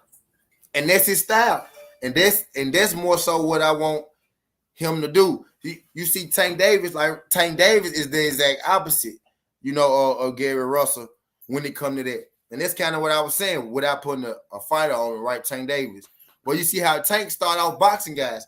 Tank will come out there, he'll feel you out for a couple rounds, and then he'll turn up his switch. Gary Russell got his switch on from the jump. You know what I mean? He got his switch on like from the jump. He all action, all go at all times. You know what I mean? And they get him hit a lot more than he should get hit. Tank Davis box you first, come in behind this jab. He's defensively sound, and he catch you with his power. You know what I mean? And that's what I want Gary Antoine to do a little more. At least, get comfortable doing that, so you get comfortable doing it inside of the ring. You know what I mean? Because at this point, right, you can pretty much knock whoever you want to knock out, right? We see that the power ain't moving. So I think it's time for you to start working on the secondary part of your game. You know what I mean? Because your offensive game is on lock. Now I think it's time for you to start working on your defense, because you become more defensively responsible. You will start getting guys up out of there a lot quicker just because you're being more defensively responsible and not all offense. You know what I mean? It go hand in hand. It'll want your defensive awareness, get you cleaner shots on offense. You know what I mean? That's how sometimes you're able to see a smaller guy knock a bigger guy out. You know what I mean? He hit him with a clean punch. He ain't necessarily got to be the stronger guy. He just hit him with a cleaner punch. You know what I mean? He said, Regis with a dog, dead little baby. Ooh. Ooh. Shout out Texas Bad Boy. Texas Bad Boy got programmed. I'm just saying, I tell you this, I don't know who will win. I can't just sit here and tell you that, I got a winner.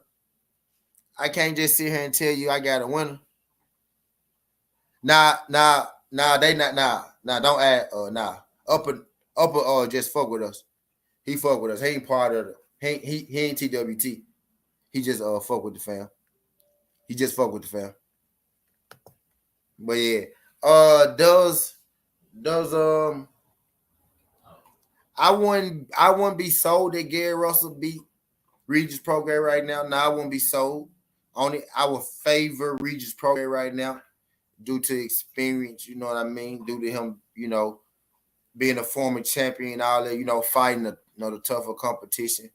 You know what I mean? I would edge Regis. I'm edging Regis Prograis right now for sure. You know what I mean? Not a fight I want him to fight next. You know what I mean? If I'm Antoine, maybe a fight like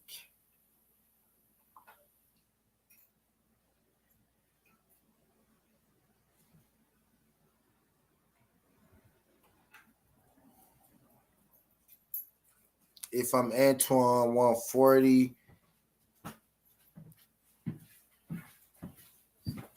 But who he just fight? Rancis. Who it Tyrek? Maybe a fight like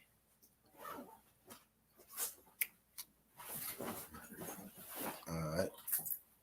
Who we gonna match Antoine up with right now? At 140. He said, "Well, I'm not TWT." Cause you ain't went to the website and filled out the paperwork. Texas Bad Boy. You ain't filled out the paperwork. I'm trying to think who I want Antoine in the ring with. Cause you ain't went and filled out the paperwork, my guy. You the family, what I'm saying. We all family. That's why I feel like everybody TWT, because we all a family. You know what I mean? All we just did was we just made it official. You know what I mean? That's all we did. We just signed them papers. When you make it official with your gal, what you go do, man? You sign them papers. When you make it official with your job, man, what you go do? You go sign them papers. You know what I mean? When you close that new deal, what you go do, man? You go sign them papers. You know what I mean? When you get the deed to that house or to that business, to that building, what you go do? You go sign them papers. That's all we did. We just went to go sign them papers. Papers. Y'all remember that song? Usher signed papers. I didn't took all I can take. Ready to sign them. Ready to sign them papers. Them papers. That's all we did, man. We just made this thing official, man. We just made all our friends. We just made all our friends family, man. That's all we did. That's all we did, man. We just made all our friends family. You know what I mean? Now we a family of friends. We a family of friends, man. You feel me? We a family of friends. You feel me? And I'm going to sign up.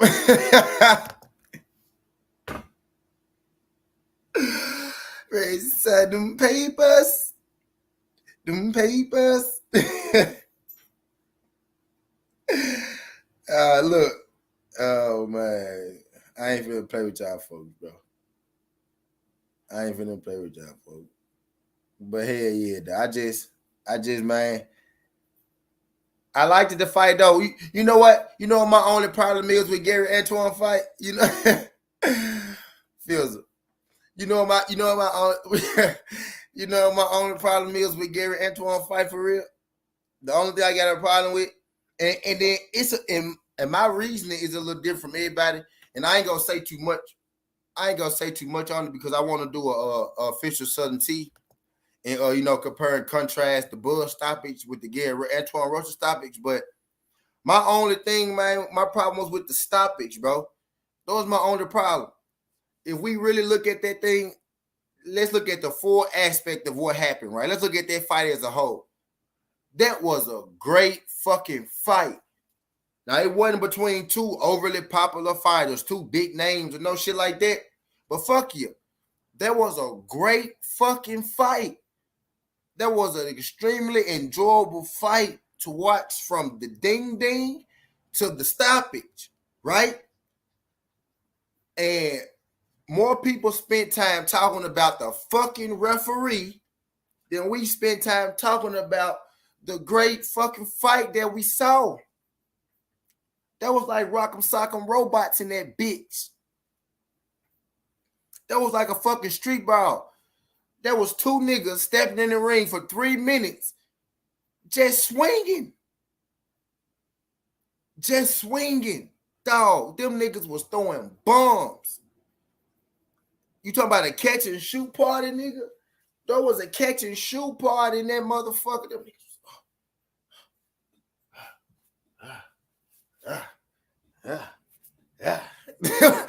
It was a motherfucking catch. Them niggas was in that thing throwing leather. I'm like, dog.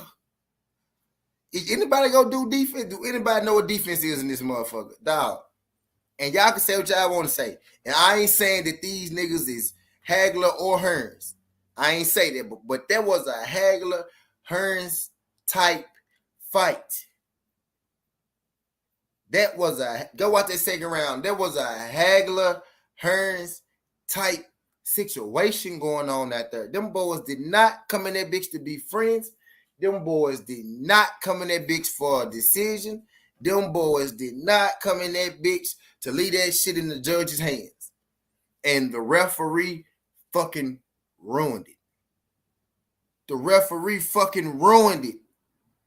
He fucking ruined it. A fight like that, bro, first of all, I saw motherfucking Verdejo and Jose Zepeda get knocked down 1,100 times and shit. Yes, 1,100. They got knocked down 1,100 times, and their referee let that fight go on. Bro, we gotta stop fucking Bud Crawford and Porter, fucking Gary Antoine and Rances. We gotta stop calling these fights so fucking early. These fighters are proven veteran fighters, multi-division champions. Rances, multi-division champion. Sean Porter, champion, multi-time champion. We gotta stop calling these fights so fucking early. Dog, come on, bro. What is doing out here? I get it. Fighter safety. We just had the brother die. Long live that brother. We had the sister die last year. Long live that sister. That's, I don't want to sound insensitive. It's part of the sport, right? And that's few far between. That's not the norm. More people go in that ring and they come out than they don't. That's all I'm saying. You understand? But a proven fighter, and that was her first fight. So understand what I'm saying here. Different thing, right? That was her first fight. But a proven veteran fighter, a guy who been through the ringer, who been through the fire, who been through division after division, who been multiple champion after champion. You know what I mean? Who fought top fighter after top fighter. You know what I mean? You got to let them folks shake it out. I just saw Gamboa get knocked down motherfucking 6 times against goddamn Isaac Cruz, Esau Cruz, and they let him go on the fight. You know what I mean? They let him go on the fight. I saw him get knocked down motherfucking like 6 times. They let him, bro, what the fuck is going on here? What is going on here? God damn it, spam. Goddamn spam. Punk ass spam. Get your punk ass out of here. Spamming that. Get the fuck out of here. You niggas is weird, man. You niggas is weird. Just coming here dropping love chats. I don't want to talk to you niggas. Fuck. I don't want no motherfucking booty. Leave me the fuck alone. Come here, weird ass niggas, man. Damn, man. I don't want to love chat to you. I don't want to love chat you niggas.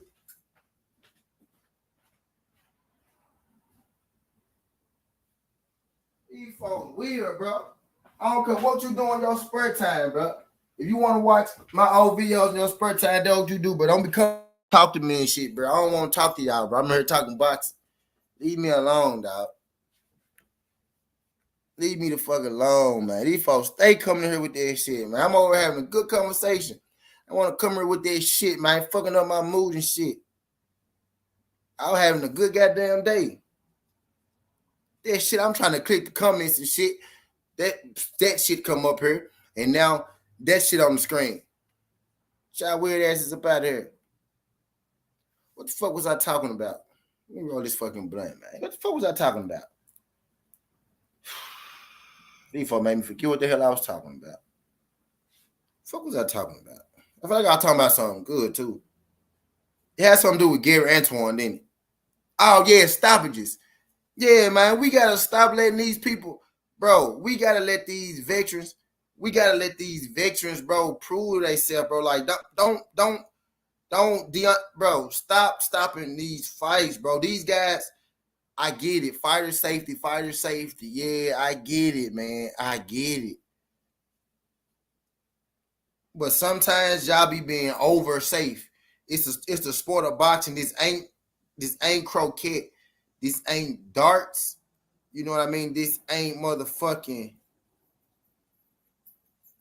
tennis. Tennis hard on the body, but you know what I mean? I mean, like, this ain't no, this is a life and death thing. Like, we know what we coming in here to watch. You know what I mean? We know what we coming in here to watch, man. You know what I mean? We coming in here to watch a fight. Anytime it's a fight happening, it's a chance of that. You know what I mean? It's dudes out here that fight bare knuckle that walk away. You know what I mean? It's levels to it. It's levels to this shit. And Rancis is on the level where you gotta let him win or you gotta let him lose with what the fuck he going in there with. You know what I mean?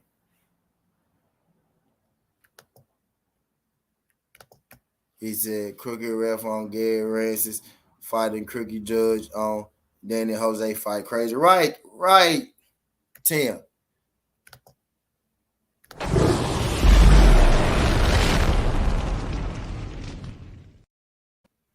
You know what I mean? And we're not saying the ref crooked like he cheated for Gary. We saying the ref crooked and he probably stopped that fight because he might have had some motherfucking shit going on his own goddamn betting line. You know what I mean? He said Matiz versus Gary will be cool to watch. Yeah, facts. Yeah, facts. Hell yeah, facts it would. Yep. Matiz versus anybody. Matiz. Hope I ain't saying his name wrong. Matiz versus anybody. Hell yeah. Because Matiz got that good work too.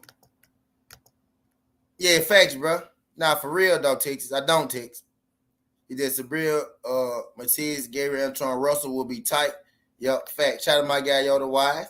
Appreciate you sliding through this, John Yoda Wise. TWT in the building.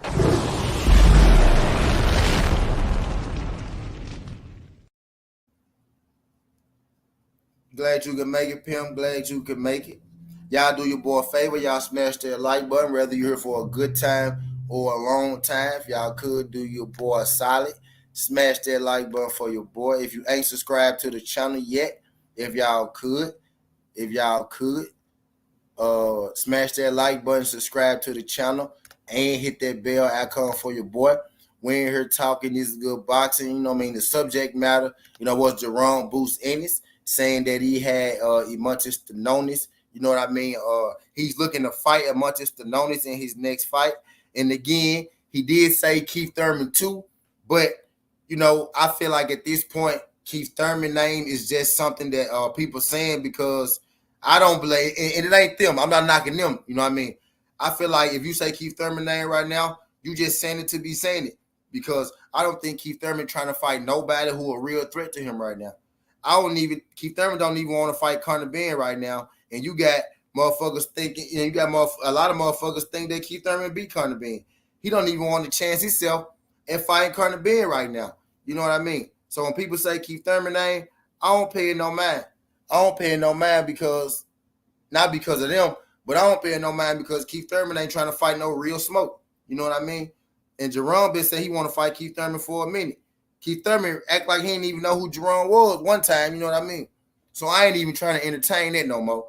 But this fight versus Stanionis, that's the fight that makes sense for Boots. And I'm glad that he's speaking that energy. You know what I mean? Because, you know, this way people can't question his intent, you know, on fighting a guy like Errol Spence. Because he say that he want to fight Errol Spence, right? People like me could say, bro, you just capping. You just calling his name to be calling his name because you can't realistically fight him. You know what I mean? I have been saying, look, Eimantas Stanionis get a chance to fight him before you because he worked himself into a position. He the WBA mandatory right now. He took step aside money for the last fight. So now I like this energy from Jaron Boots, and this is the energy I want. You got to knock off the competition to get to where you trying to go. You know what I mean? You want the title shot. You want Errol. You know what I mean? What's the quickest way for you to get to Errol Spence? It will be through Eimantas Stanionis, who is PBC, who is ranked the mandatory in the WBA. You ranked highly in the WBA. Y'all both, you know, over there on Showtime, PBC. It just made sense. Y'all got the same advisors. You know what I mean? He the number one in the WBA. Oh, yeah, that's the fight. I've been saying that the young guys don't want to fight each other. They just want to call out the veterans and the prize fighters. They want to skip all the hard work. Well, guess what? This is Boots, you know, not skipping the hard work. I was on Jaron Boots in his ass about him fighting Speedy Rashidi Ellis, and the team has said they'll be open to fighting Speedy Rashidi Ellis, you know, but they looking for, you know, a bigger name or a title shot next. You know what I mean? I said the only names that would make sense is Stanionis or Keith Thurman. You know what I mean? And here we go. Boots is trying to fight Stanionis. They also say they will be open to fighting Jaron Boots, and Jaron Boots Ennis ain't said nothing personally, but the team did say they'll be open to fighting Speedy Rashidi Ellis, but they want Speedy Rashidi Ellis to get a televised fight in his next fight before, you know, they will fight. And they say if he get another televised fight, you know, then they'll be open to fight him maybe in the middle of next year, you know, if they can't get a title shot or whatnot.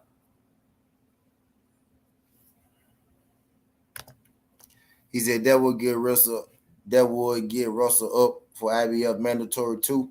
What you talking about, Ill Will? He said Boots count went to Stanionis count 2 days after Thurman. Priced out. They haven't stopped talking, and he got a target date to hit for a contract.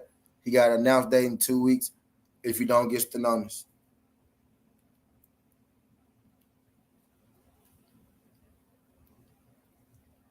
I just know that if it's not Stanionis, right, I need it to be somebody with a bigger name. I need it to be somebody with a bigger name than Speedy Rashidi Ellis. You know what I mean? Because Speedy Rashidi Ellis is a fight that, you know, I ain't gonna say the people want it, right, but that hearts have always said, you know, a little bit in the back of our mind, right? If there's one young guy who maybe could compete with who maybe could compete with Jaron Boots Ennis, you know, just a wild card, we would love to see Jaron fight because Jaron Boots Ennis look indestructible, right? He look unbeatable right now. You know what I mean? To be real.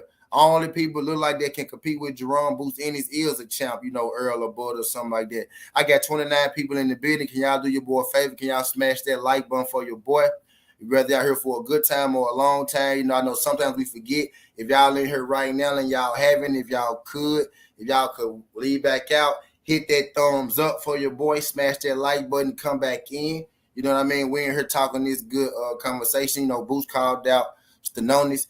But yeah, we just giving you a rundown. We at the Speedy Rashidi Ellis portion, you know what I mean, of the program. if he can't get Stanionis or Keith Thurman, you know what I mean?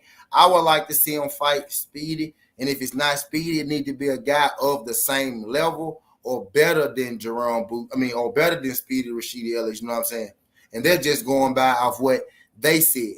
You know what I mean? They said they don't see Speedy Rashidi Ellis as a fight they would necessarily fight next because he's not a big enough name, basically. But they'll be open to it if he could get himself a fight, a decent fight, a big fight on TV, and then they'll be open to fighting him in the fall of next year. You know what I mean? Type deal. Yeah, Fire. Yeah, brother Fire. Yeah, brother Fire. We in this thing. Yeah, Fire. We in this thing. I'm here for a good time in a long time. We just in here, shooting the shit, having us a good boxing conversation. He said there's always a WBA world title fight, not a major title fight, but still a world title fight. Yeah, facts. It'll put him in. It's Errol Spence's mandatory. Stanionis is Errol Spence's mandatory. Boost being Stanionis will make him Errol Spence's mandatory. You know what I mean? Stanionis took step aside money for Errol Spence and Ugas. He next up in line. Really, if Errol don't fight Terrence Crawford, he will have to fight Stanionis. He will have to. So what Boost is trying to do is Boost trying to, put a pause on that. Boost trying to cut in front of Stanionis, be like, hold on now. You can fight me. Why not us fight, right? It's the best fight the best. You fight me. Whoever win between us, we fight the winner of Errol Spence and Bud Crawford. You know what I mean? It's that going on. Or whoever the winner between us, we fight Errol Spence next. You said you want Errol Spence. I want Errol Spence. We fight each other. You know what I mean? And the winner get Errol Spence is that simple. If I'm ranked high in all the weight classes, you ranked high in all the weight classes, why not fight each other? Yeah, I get it. You earned your spot, right? But you beat Boutiev.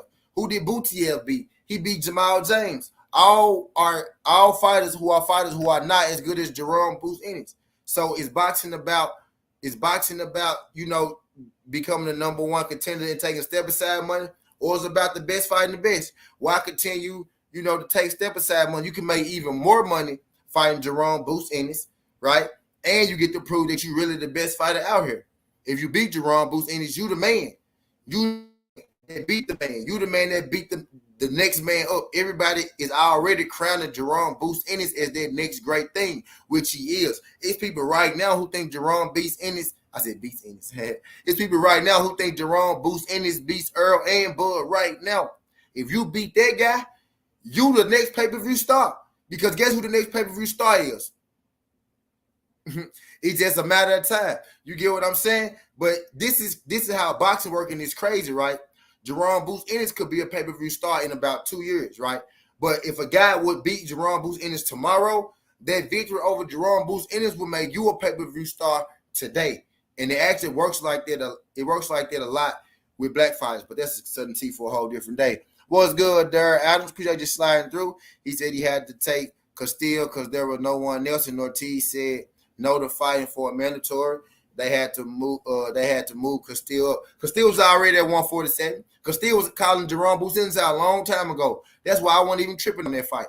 I get the Castillo fight made perfect sense. I'm mad at Castillo garbage ass for folding the way he folded because I thought he was gonna do a little better. I thought he would go at least have a little more heart. Dude ain't got no heart. At least he ain't have no heart against Jaron Ennis. And I don't blame Boost for that. I blame Castillo sorry ass. You know what I mean for that. He said, make sure you like, subscribe, tell a friend about the channel. Big love from the UK. My brother. Shout out my guy, Daryl Adams from the UK. My UK brother, Daryl. What's good, Daryl? How everything shaking with you and yours? Hope everything is well over there on that side, my brother. Y'all do your boy a favor as y'all roll on in. Y'all smash that like button. We're here having a boxing conversation right now about the great Jaron Ennis. He called out the mean, the green, Eimantas Stanionis. You know what I mean? I'm excited about this fight. Can't y'all tell? This fight, this EP was only supposed to be about 8 minutes, maybe. I was going to come in here, shoot the shit for a second. You know what I mean? But now, I had to get this done, this just do. I had to get this done, this just do. You know what I mean? Because this is what I've been asking for from these young guys. It's like, I'm really starting to feel like these guys, I know these guys listen to us. I keep saying I'm starting to feel like they listen to us, you know what I mean? Because, I'm going to just say that, but I know these guys do listen to us because I see it, I hear it, you know what I mean? I see it, I hear it, and it's been a multitude of times. Sometimes we ask shit and we get answers right like that. You know, I know a lot of them guys, handles and they people and shit, they come through here, but they don't always say nothing in the chat because they really can't let me know they coming through here. You know what I mean? And I wish they would say something in the chat because, you know, it's cool. I fuck with y'all too. To be real with you, I fuck with y'all too. You know what I mean? It ain't no animosity or nothing like that. I just know I like to talk box. You know, I'm real consistent on the about the on the shit that I do. You know what I mean? This is something that I asked Jaron Ennis to do, and that was some shit that he has done. And now the ball is in Stanionis' court. Now the ball is in Stanionis' court to come through. They saying Stanionis announced his fight in 2 weeks. Well, Jaron Ennis want to fight you. That better be the fight that you announcing because you fight somebody. If you fight a scrub, unless you go fight Speedy Rashid Ellis, depending on who you fight next. Now Stanionis, the ball is in your court because we want to see the best fight the best. Both of y'all are on the same level. Neither one of y'all are champions. Neither of y'all never been champions. Y'all both are welterweight prospects. In what world and what universe since prospects stopped having to fight each other because they all want to fight the champions and the veterans? Duh. They always all wanted to fight the champions and the veterans. But everybody don't get that fight. The best prospect gets that fight. So in order for y'all to speed up that process on who's the best prospect and who will get that fight next, maybe y'all should go ahead and start fighting each other and knocking one another off to make it easier for the prize fighter, for the big fish and the big dogs, to pick y'all. Or make it harder for them to not pick y'all. Either way you want to slice it. You know what I mean? Best ride for Boots is Stu Stanionis. Facts. Speedy Rashid Ellis just pulled up to PBC, so let him wait his turn. I don't know about letting him wait his turn, but the best route for him for sure is Stanionis, being that he the WBA mandatory. Speedy Rashid Ellis is an intriguing fight, right? It's an intriguing fight. One that's kind of been in the back of our mind, but I don't expect it to happen next. But it is a fight that I would like to see down the line. It's a fight that's going to have to happen. They both at 147. You know what I mean?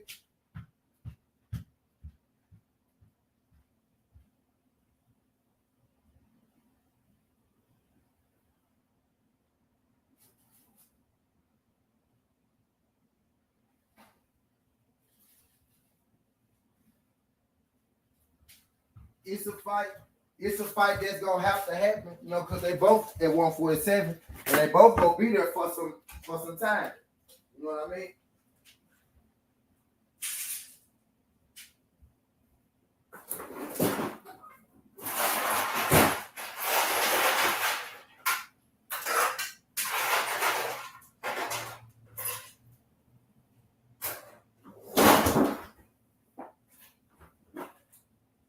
It's looking like they both gonna be there for a substantial amount of time.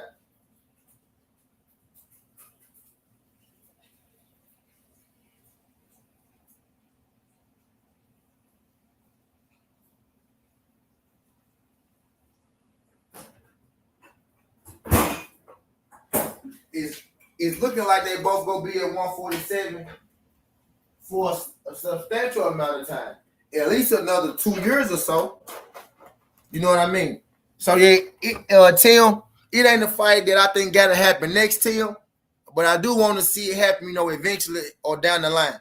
I do want to see that shit happen. I ain't gonna hold you. I do want to see this shit happen down the line. Shout out my UK brother there. I said big respect to my friends in the chat. Shout out my guy there for sure. He said Boots KO Stanionis within 6 rounds. We're still going to see Spence versus Crawford right now. Y'all want to talk about it? Y'all want to talk about it?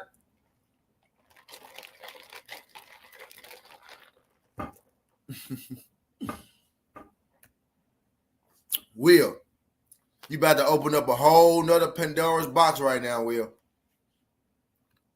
I'm glad I got this done roll, Will. I'm glad I got this done roll because you about to open up a whole nother Pandora's box in this motherfucker, Will. I'll say this, Will. Matter of fact, Will, I got something for you. My guy. I got something for you, Will. Check this out. I'm going to let you hear what the guy that's making this fight had to say.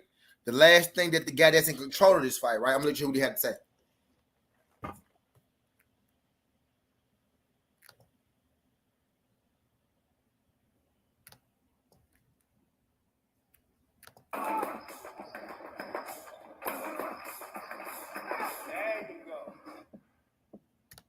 And kind of approach the fall. What's on your agenda? Well, look, there's the two that everyone asks us about all the time. There's obviously Spence Crawford, which I'm still optimistic about. I know there's been some negative stuff coming out lately, but I'm no one's given up at this point, and I still think I'd say there's a better than 50-50 chance that we get it this year. There you go. Fights you're looking for.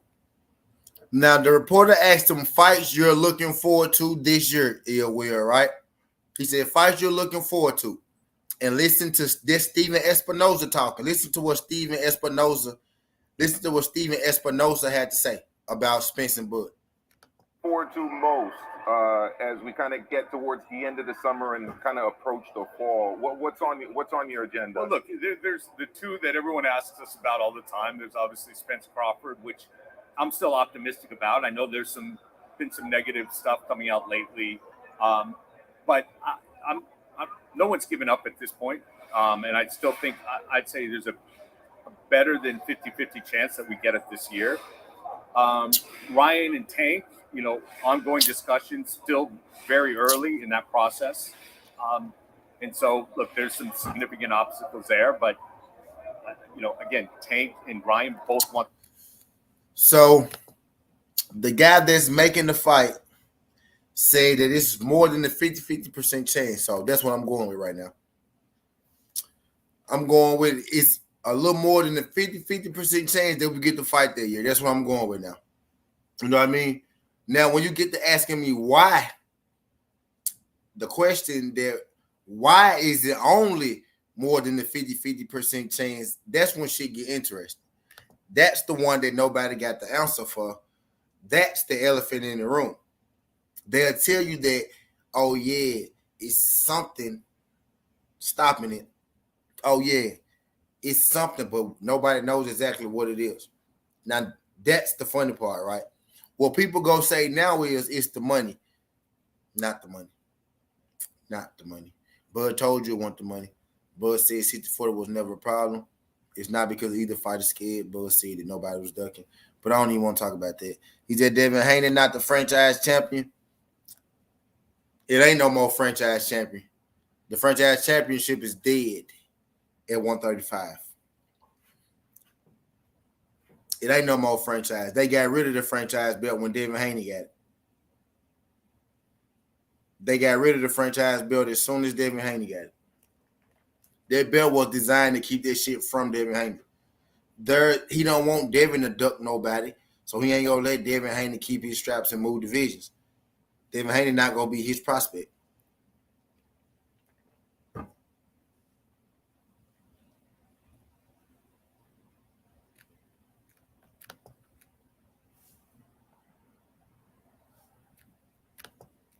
No, bro.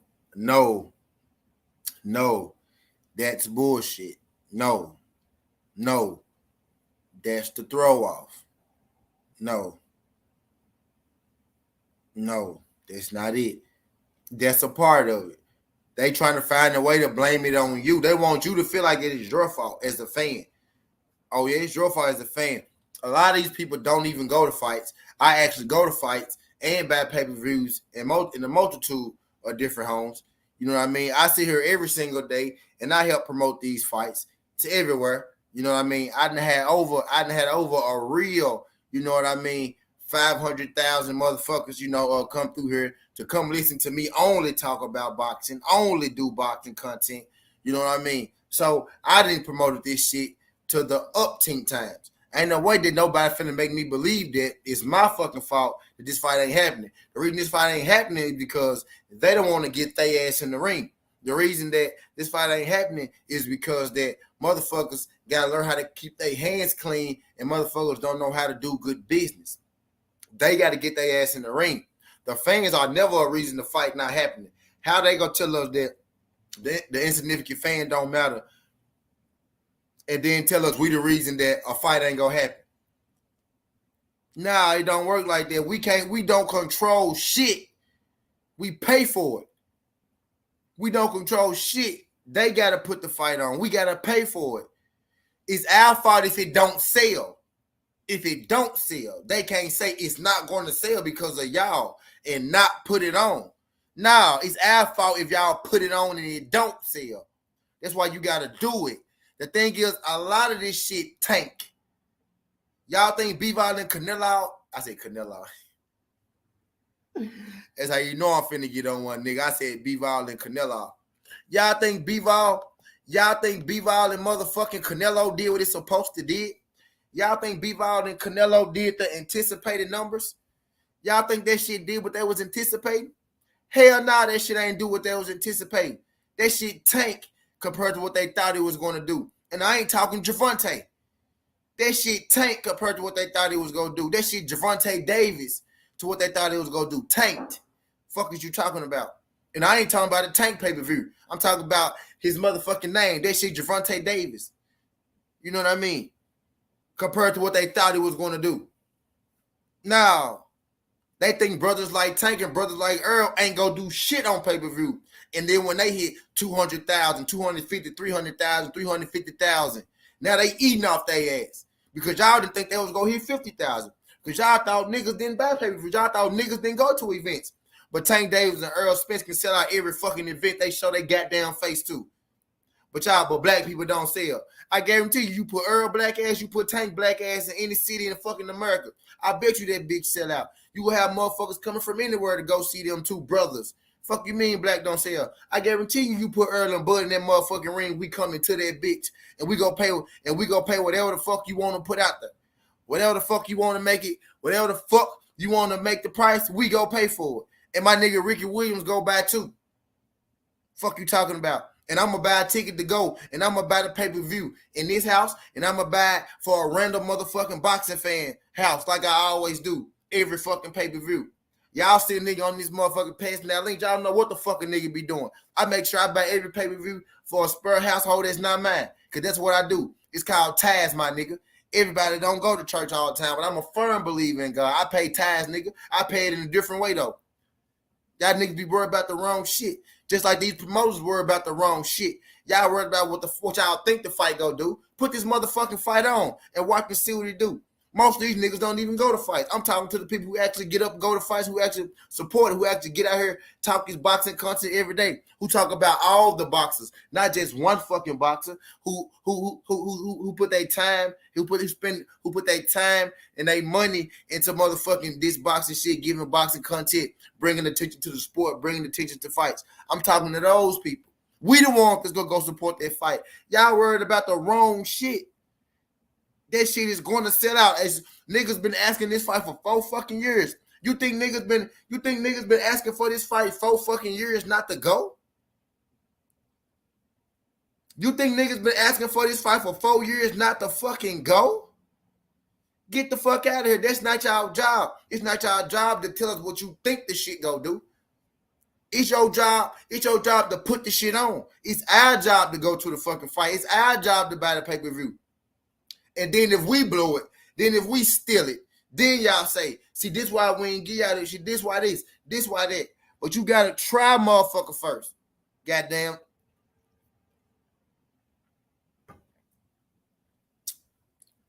You gotta try motherfucker first. You feel me? You gotta try motherfucker first, but y'all can't tell me, oh, the fight ain't gonna sell because y'all ain't gonna put it on. Put it on. It's not y'all job to predict. It's y'all job to count the numbers up. Put that bitch on and watch don't them motherfucking numbers shooter. What's good, Clarence? TWT. You like to slide do this, John Clarence. Where you at, Clarence? PJ just slide do this, John Clarence. Glad you can make it, pimp. TWT in the building.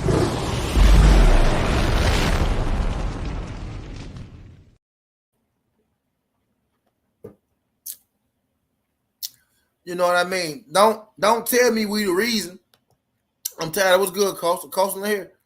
Don't tell me we the reason. I'm tired of them trying to put this shit on the fans, bro. You got Bud Crawford saying, oh, well, it's the fans' fault the reason it didn't happen because y'all talk about it. So you mean to tell me The reason the fight not gonna happen is because we talking about it. Hold on, let me find my blood up on this shit. I'm gonna ask it again. You mean to tell me, because I like to repeat myself when I know I'm right. So you mean to tell me it's our fault that the fight ain't motherfucking happen? We ain't got nothing to do with that shit. You mean to tell me that it's the fans' fault the fight didn't happen because we're talking about the fight, because we're promoting the fight, because we're telling however many people come through our shows. Some people get 1,000 people come through their shows. Some people get 4,000 people come through their shows. Some people get 300 people to come through their shows. Some people get 200 people to come through their shows. Some people get 500 people to come through their shows. Some people get 100 people to come through their shows, and they might get motherfucking 800 to come through on the playback. You know what I mean? So whatever our range is, us coming out here and telling 100 to motherfucking 10,000 people every day that we want this fight, we the reason that the fight ain't happening. You mean the people spreading the word about the shit is the reason that the fight ain't happening?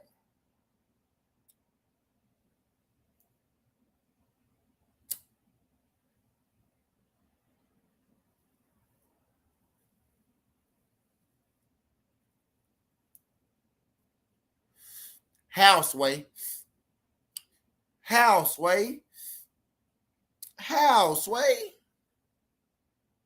The fuck is going on here? Then when he talk about him versus Earl, he sounds just like his name is Turner.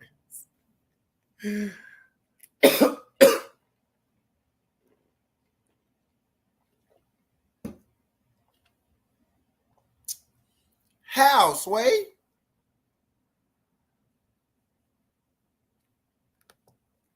Yeah, let them put that fight on pre-sale. I'm sure that. Come on now, do that, Scout.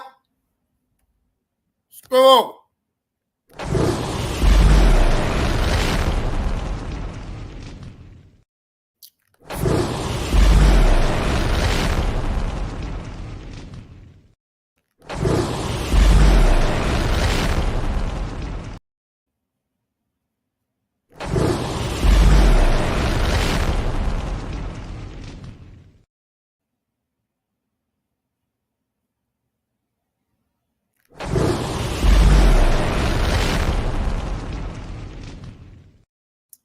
Put that bitch on pre-sale and watch us prove you motherfuckers wrong. Put that bitch on pre-sale and watch me buy 4 of them motherfuckers off the walk. Put that motherfucker on pre-sale. Watch what happens. Y'all can't run that game on the people. All the people getting sick of this shit. People getting sick of this shit, bro. Pre-sale. That's what we pushing. That's what we pushing. For that piracy shit, y'all think niggas... Look at my motherfucking shirt. Look at my shirt. Y'all think niggas ain't going to see this fight? Y'all think niggas ain't going to see this fight? Look at my motherfucking shirt. This fight ain't even made yet. Look at my motherfucking shirt.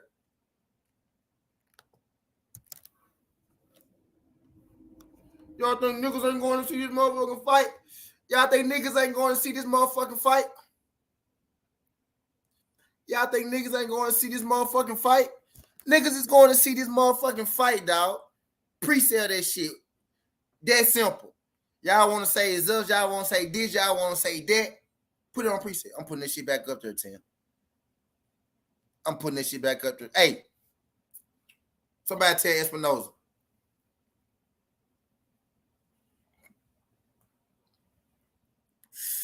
You know why they won't pre-sale it, though?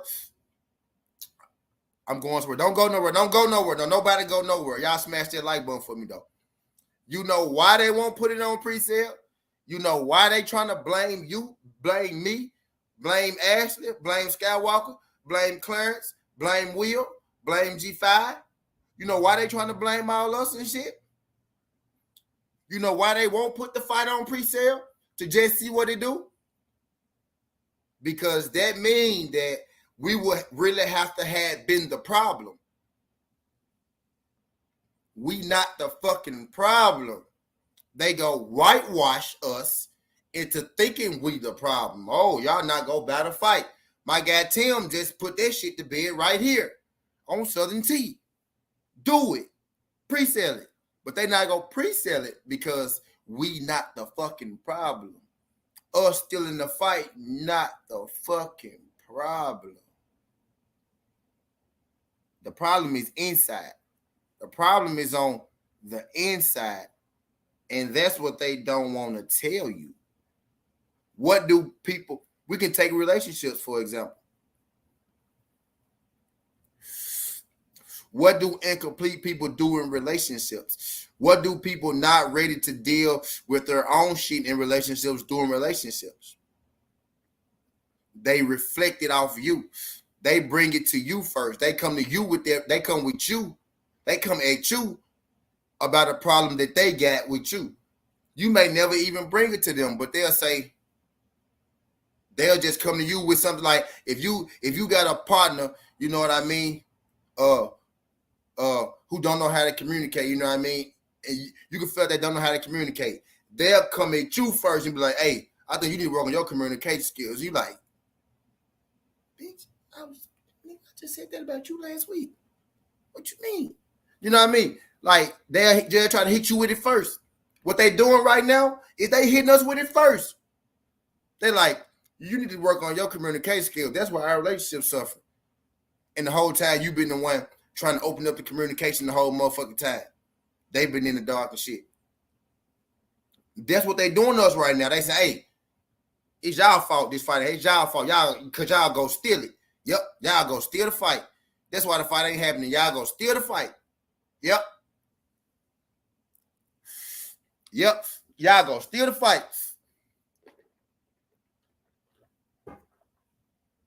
Yep, ain't happening. Y'all fault. Y'all go steal it. Yep. Yep.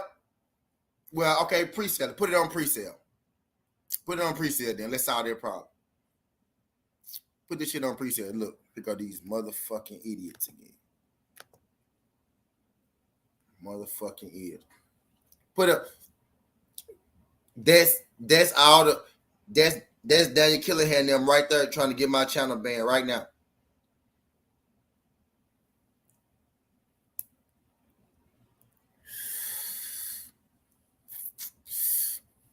That's Daniel Killihan and them trying to get my channel banned right now.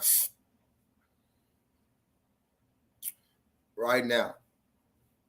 I don't want to hear this alpha. I don't want to hear no excuses, bro. Y'all been talking about this fight as if it could happen for 3 years straight.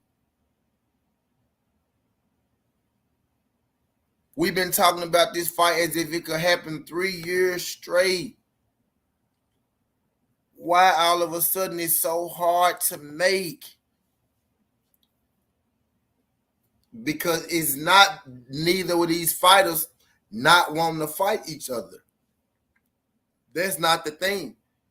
The real thing is shit nobody can truly speak on. And I keep telling y'all looking at me like I'm fucking crazy. It's because that boy signed a GSE Global. I'm not fucking playing with you niggas. That's why he been in Dubai and shit. And y'all looking at me like I'm crazy. You see Errol and Bud ain't talking shit no more. The folks ain't talking shit no more. Bud ain't saying Errol's scared. Errol ain't saying Bud's scared. They ain't talking shit no more. The folks know what's going on. Errol said, if it don't happen, it ain't my fault. And it was dead on that. That's the last thing he said. And that's the last thing he gonna say. It's that simple. Ramel Lane, what's good, Ramel? Appreciate you sliding through this, Joe Ramel. Glad you can make it, Pimp. Glad you can make it. Y'all do your boy a favor. Y'all smash that like button for your boy when you roll on in. 25 people in the building. I got 49 likes. If y'all could do your boy a favor, if you're in the building and you ain't smashed that like button, if y'all could, smash that like button for your boy. I know sometimes we forget. We come in so fast. We be ready to jump in the boxing convos. We forget to hit that like button, but I would greatly appreciate it if you could let YouTube know that I'm live now. Let them know that I'm good, doing a good job. Let them know that you're in the sounds of my voice. And all you got to do is hit that like button for your boy. And it'll send waves off everywhere. It'll send waves off into the atmosphere. So help your boy get atmospheric. Y'all do your boy a favor. Y'all smash that like button for your boy. Greatly appreciate it. Greatly appreciate it. Shout out my brother Ramel Lane sliding through this junk. My guy looked like J.R. Smith. I always thought that Ramel looked kind of like J.R. Smith to me. I don't know what it is. Yeah, don't Ramel look like J.R. Smith? Ramel look like J.R. Smith to y'all? Wait. Hold on. Ramel don't look like J.R. Smith to y'all. Big homie don't look like J.R. Smith to y'all. That might look just like J.R. Smith to me. What's good, Ramel? Appreciate you sliding through this jump, man. Long time no see, Ramel. Glad you can make it, pimp. Glad you can make it. How you and yours doing? But hell yeah, man. He's I get that all the time, bro. You look just like J.R. Smith, dog.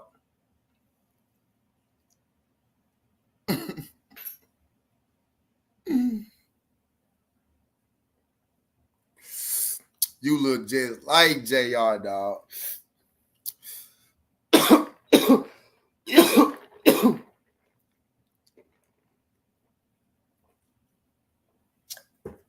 On everything. You could be J.R. Smith's big brother or uncle or some shit, dog. If you, J.R. Smith, and 4 other family members walked into a party, they would think that all of y'all is the whole Smith family. Nigga, you'll be Romeo Smith that day, motherfucker. Cause nigga, that shit crazy, bro. This nigga look just like J.R. Smith, dog. That shit crazy. But hell yeah. It ain't our fault. And don't let nobody tell you that they're fighting our fault. They usually post that, but they ain't got you a thumbs up because you were cooking. Man, don't let nobody tell you that their fight not being made your fault or their fight not being made the fans' fault or because of piracy. That's what it is. Now, first of all, y'all know who said that piracy shit? Y'all know who said that piracy shit? A nigga who ain't got nothing to do with the fight. Guess who said that piracy shit? A nigga who ain't got nothing to do with the fight. And guess who the nigga who ain't got nothing to do with the fight was that said something about that piracy shit? The same nigga that's always saying some bullshit to make headlines. The same nigga who bitter because he not a part of the fight no more. Because the same nigga who bitter because he not a part of the fight no more. You know what I mean? The same nigga who bitter because the goddamn nigga who in the fight was suing him. The same person who bitter because now he about to miss out on the money. You know what I mean? On the money aspect of it because he ain't know how to handle motherfucking bullet right in the first place. Why the fuck is we listening to a nigga that don't got shit to do with the fights? He don't got shit to do with the fights. This is not your fight. This was your fight and you blew it. You had Pacquiao, you had Floyd, you had Mikey. Motherfucker, technically,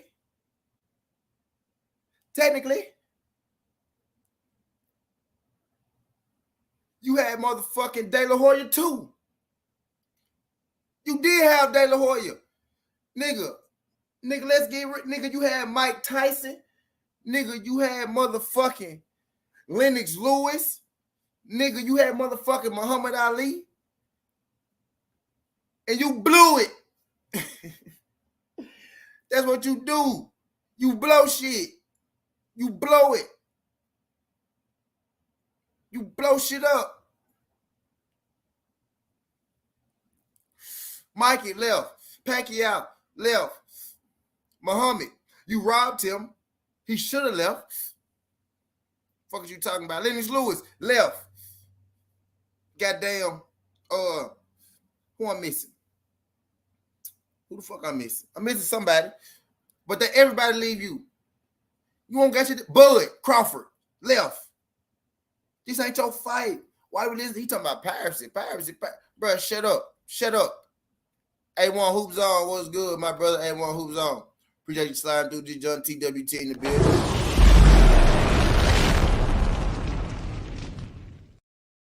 Shut up. We ain't got to listen to you no more. You don't got Bud. Bud don't fight for top rank.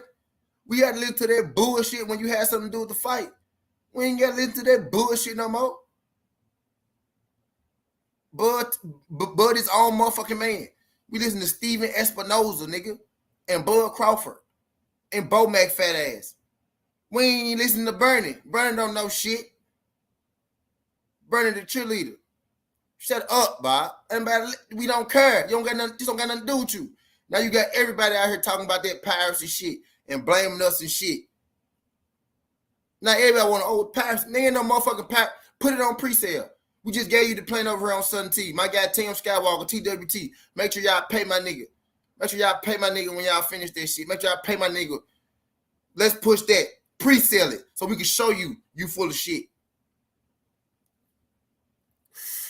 Put that bitch on pre-sale tomorrow. Put that bitch on pre-sale tomorrow so we can show y'all full of shit. Paris in my ass. Bob Arum said this shit. Bob don't got shit to do with the fight. Shut up. Shut up. Shut up. Talk to Bob like he a motherfucking kid that's crying too much. Talk to Bob like he my little cousin Josiah or Fred or some shit. Talk like he Fred, like you shut up, bro. Shut up, bro. Hey, bro. Stop all that motherfucking crying. Hey, bro. Stop all that crying. You don't hear crying more than them girls. You be crying more than them girls, Bob. Shut the fuck up. Shut up. Go sit down. Shut up. Worry about your fighters. Worry about your motherfucking fighters. Worry about putting Lomachenko. I'm about to call Lomachenko a bum. I ain't gonna. Worry about putting Lomachenko ass in the ring with Devin Haney. Worry about putting Lomachenko ass in the ring with Shakur Stevenson. Worry about making good fights over there on your goddamn side. Piracy that motherfucker. Worry about making your own motherfucking fights. It's fights over there you got that you ain't made. Why the fuck Shakur Stevenson ain't fighting Joe Cordina? But Shakur said he want to fight Joe. Joe said he'll fight Shakur. Why the fuck they ain't fighting? And I don't see nothing wrong with the Rob Corn Sinkow fight. But why the fuck he ain't fighting? Why the fuck Shakur ain't? Why the fuck Shakur ain't fighting goddamn Lomachenko? Why the fuck Devin ain't? Why the fuck you let Teofimo move up a division in a motherfucking way?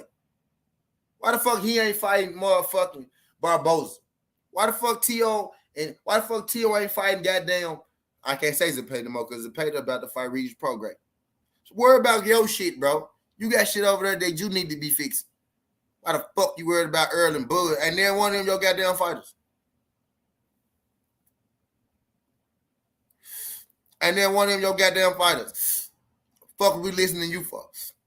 Piracy my motherfucking ass. Matter of fact, you ain't got to put that shit on pre-sale. Because Espinoza ain't even say that bullshit. Bob Arum said that bullshit. Don't nobody say shit. Two niggas who don't nobody need to say shit about Bernie the motherfucking boxer and Bob motherfucking Arum. I don't got no, and Ryan motherfucking Garcia. I want everybody to quit saying Ryan Garcia name too. Stop saying Ryan Garcia. Don't say Ryan Garcia. Them the trigger words on Southerntea. Ryan Garcia, Bob Arum, Bernie the boxer. I don't want to hear shit about none of them. Don't tell me shit that they said. Nothing.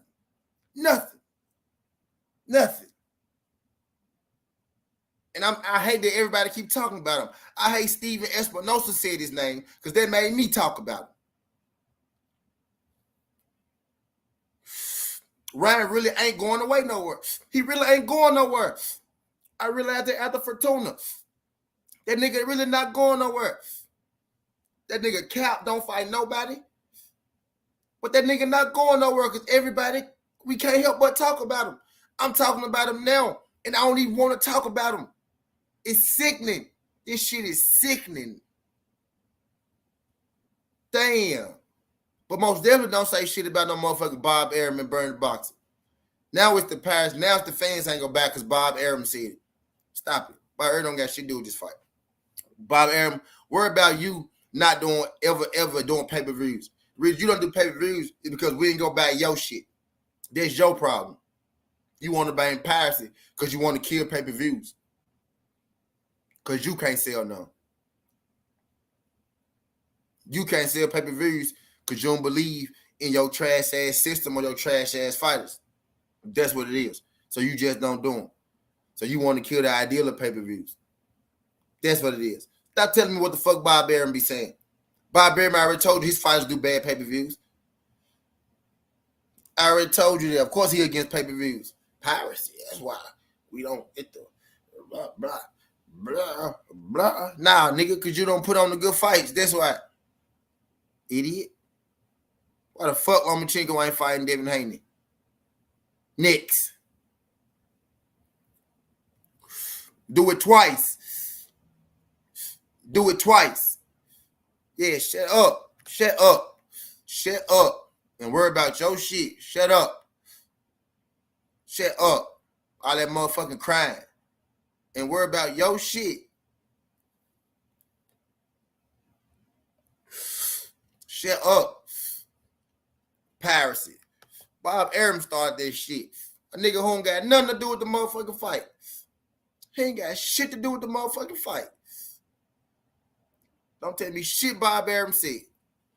Telling me some shit that Bob Arum said about Errol and Bud is like telling me some shit Eddie Hearn said about Errol and Bud. Don't got shit to do with shit. You see the niggas that's actually in the mix, them niggas so fucking tight-lipped. The niggas in the mix so fucking tight-lipped, we can't get them niggas to say shit. I don't want to hear shit an outside nigga got to say about nothing. Nothing. Espinoza don't even know what's going on right now. Espinoza don't even know what's going on right now. So you mean to tell me I'm finna listen to Bob Arum telling me it's because I'ma steal the fight? I'ma steal the fight? Is the reason the fight ain't gonna happen? Bitch. Fuck out of here. Fuck out of here. You ain't even going to this fight.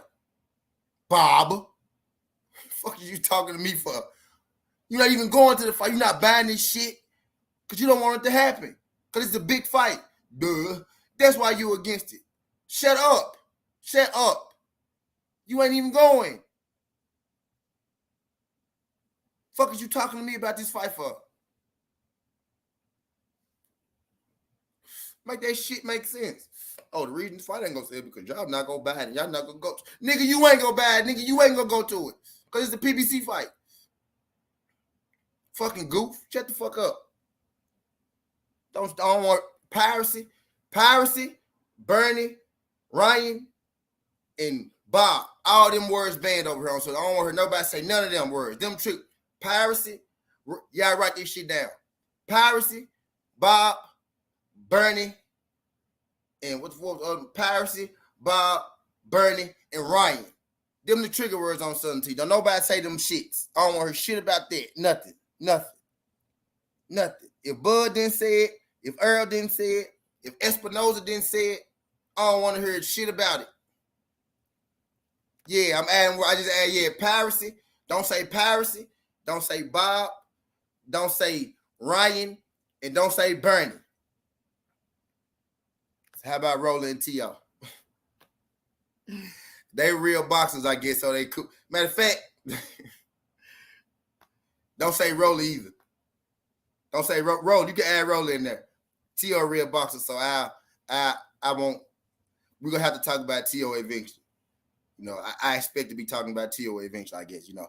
Yeah, don't say Roller. Yeah, add Roller in there, Ashley. Yeah, Ashley. Add Roller in there.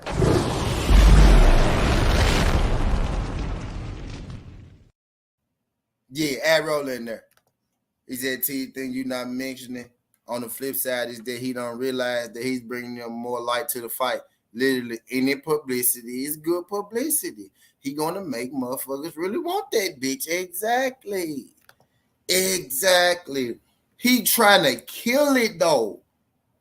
Come on, man. Don't let them tell you the reason this fight ain't happening. Nigga, we don't make no fights. We can put pressure on you motherfuckers to make a fight. But we don't make no fucking fights. We pay for the fights. We go to the fights. That would sound smart, Bob, if you had made the fight once already and you did it and you let it flop. But because you never made it, it actually became a bigger fight. So when it get made, it's going to sell out, you know, even faster. like it's going to be even a bigger thing now because of everything that's been happening. Now, see, what you're hoping is that it flops and that piracy takes a toll on it. But what's really going to happen is you think all these people been asking for this fight for 4-5 years, 4.5 years and shit, and not planning to go to it, not planning to buy it. You out your motherfucking mind. You out your motherfucking mind. You out your goddamn mind. You out your motherfucking mind, bro. Stop it. Stop it. My guy Tim just put an end to all that shit. For all you piracy niggas, for all you 50-50 niggas, all you 50-50, all you money issue niggas, I done told you and Bud done told you that it ain't no fucking 50-50 issue. It ain't no money issue. Bud said 60-40 was never a problem. I never said that. Y'all said that. Y'all the reason. Y'all the one that made it. Y'all was pushed. He talking to his fucking fans, talking about 50-50, 60-40. Motherfucker, it was never a problem. Bud told you, stupid mother. He told you it was your fault for pushing that shit. It was 60-40 was a problem. He never said that. Bud literally came out. The last thing Bud said about it was 60-40 was never a problem. Errol Spence ain't ducking me. I got his number. I talk to him all the time. The fuck is you talking about? Stop it. Stop it. Stop it. There was never a problem. It's not no 50-50 for all you 50-50 niggas. Put that motherfucking shit on pre-sale. Let's push that. Let's push that. That'll solve the money issue, right? That'll take care of the guaranteed money, right? So if y'all planning to have this fight for November, December, put that bitch on pre-sale now and see what it do. Some bitch. Put it on pre-sale now and see what it do. For all you 50-50 number niggas. Let's push that. Let's push a pre-sale. Shout out my nigga Tim Mouze, TWT. Let's push a fucking pre-sale. Let's push pre-sale tickets. Let's do that. If it's a big channel stealing my shit right now, watching my shit right now, I need one of y'all to push pre-sale tickets. Let's push that. Matter of fact, we need to start a fucking GoFundMe for the Errol and Spence fight. No cap. I'm Jesus, nigga. I'm Jesus. We need to start a fucking GoFundMe for the Errol and Spence fight and see how much money we can fucking raise for a Kickstarter or something to get this bitch going or something. For all you 50-50 niggas. You niggas don't want to see the fight. All you 50-50 niggas, y'all niggas don't want to see the fight. That man already said 60-40 wasn't a fucking problem. But you niggas, you weird ass niggas still telling me 50-50. Fuck no. Get the fuck up out of here. I ain't listening to you niggas. I'm listening to Bud. And I halfway can't listen to him because he be lying all the fucking time. So I listen to everything he say. So I can know everything he say so I can put all that shit together. And that's how I get here. The thing is, y'all don't listen to everything he say. Y'all listen to the shit he say that panda. Y'all listen to the shit he say that fixed your narrative. I listen to every single thing that he say. So I know everything that he said. So I know he said a whole bunch of shit. And I done heard all that shit he done said. But the last thing he said was 60-40. And then Errol was never ducking me. I was never ducking him. It was never a problem. It was y'all fault. And the UK fans better than you niggas. That's what I said. That's what I heard him say. Said he better than UK fans got better fans. That's what he said. That's the last thing he said. But then he did say after that, well, nah, it ain't been no advancements, nothing like that. We still working. We still got stuff to work on. You know what I mean? He said that too. You know what I mean? But yeah, nah, stop playing, dog. Put that shit on pre-sale. We got the answer for all you 50-50 niggas. It ain't no motherfucking 50-50. It ain't no motherfucking 50-50.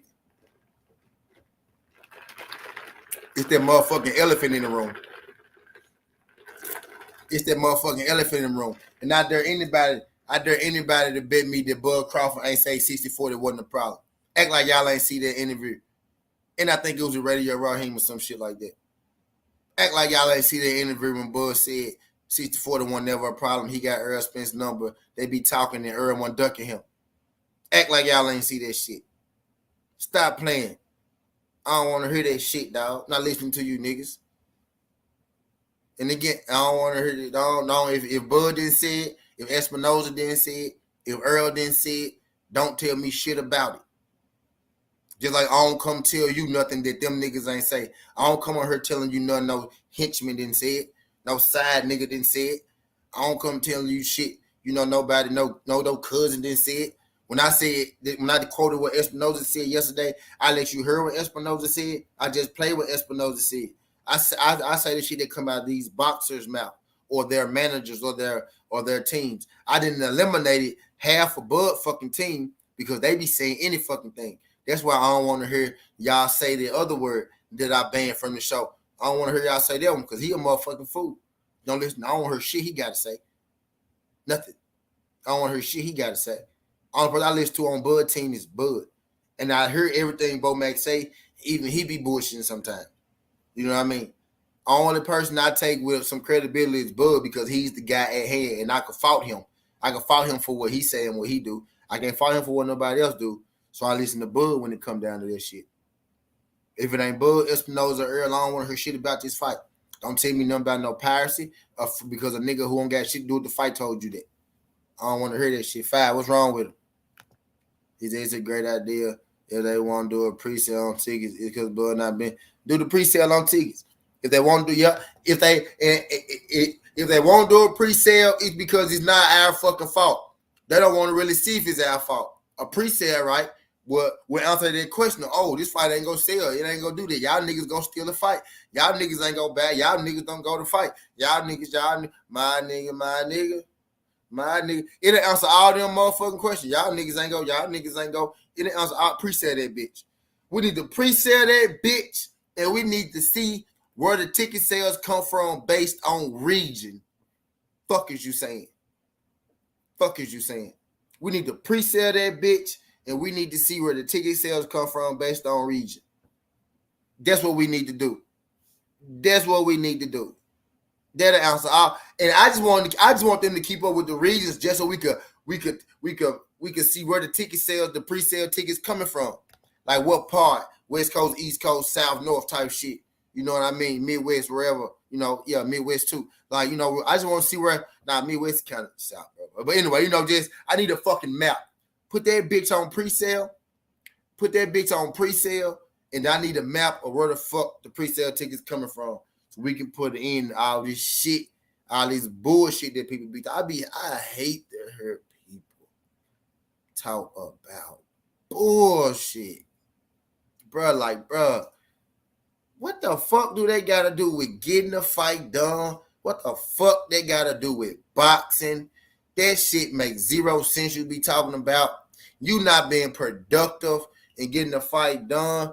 You being messy like a little ass biatch. That's what you doing, bro. You niggas don't be talking no boxing, no schematics, no shit. You niggas be going straight gossip. And I throw a little gossip in there, but you niggas be all gossip like little ass biatches. Them the niggas that Errol was talking about when he was like facts. He ain't even say nothing, but he just said facts on the YouTubers and on new media and shit. He ain't talking about the good content creators because we all new media, right? Sure enough, right? Slick, we all new media, right? He ain't talking about us, the good ones. He talking about the ones who be pushing the narrative, who be pushing the narrative. The niggas who be out here acting like little ass biatches, them niggas who be pushing the narrative. He talking about them niggas. He talking to them niggas. He not talking about the people who come out here and keep people informed on boxing, who keep good boxing conversations going, who do unbiased media, who mostly just about the best fighting the best. He not talking to people like that. He talking to these niggas who out here creating fucked up narratives to push they little funk ass pages and shit that ain't doing too good. These niggas been out here motherfucking 15, 13 years and shit, still getting goddamn less than 100 views and shit. He talking to them niggas who push that, who only do good numbers when they disrespecting Errol Spence or Bud Crawford. He wasn't just talking about himself either. He was talking about the Bud side too. People missed that part. He was talking about everybody when he said facts. He talking about everybody who pushed one-sided content, who pushed narrative-based contents. He talking to all you niggas. I never felt offended by that because he wasn't talking to me. That wasn't for me right there. Everything people say don't be for you. Sometimes people be jumping in front of shit that don't be for them. They don't even for you, big bro. You jumped in front of that. A lot of that shit don't be for us. That shit wasn't for me. And I know it wasn't for me, so I ain't take it like that. If the shit ain't for you, it ain't for you. If it don't apply, let it fly. And then sometimes, if you really real, you can laugh at the shit when they apply to you because you can be like, damn, I really did do that shit, didn't it? That's what I do.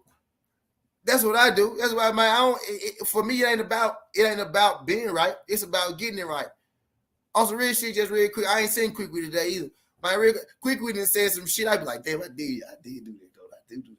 Damn, I do that, though. Damn, I do that sometimes. You know what I mean? I be like, damn, that shit it's funny to me because, like, it's cool seeing, like, it's cool, like, stepping outside yourself. Like, sometimes you need to hear that shit from a different perspective. If you ain't no little ass biatch, you know what I'm saying? You can separate the two. You know you don't do that shit all the motherfucking times, nigga, but you ain't perfect. Ain't nobody perfect. You know what I mean? You can separate the two. You know what I mean? These niggas don't know how to separate the two, the truth from their feelings. And that's why they do narrative-based content. That's why they do one-sided bullshit lies like that. That's why they do that. Because it's personal for them. It's emotional for them. They make emotional content. They don't make boxing content. They make emotion content and they express it through boxing. They make emotional content and they express that shit through their boxing shit.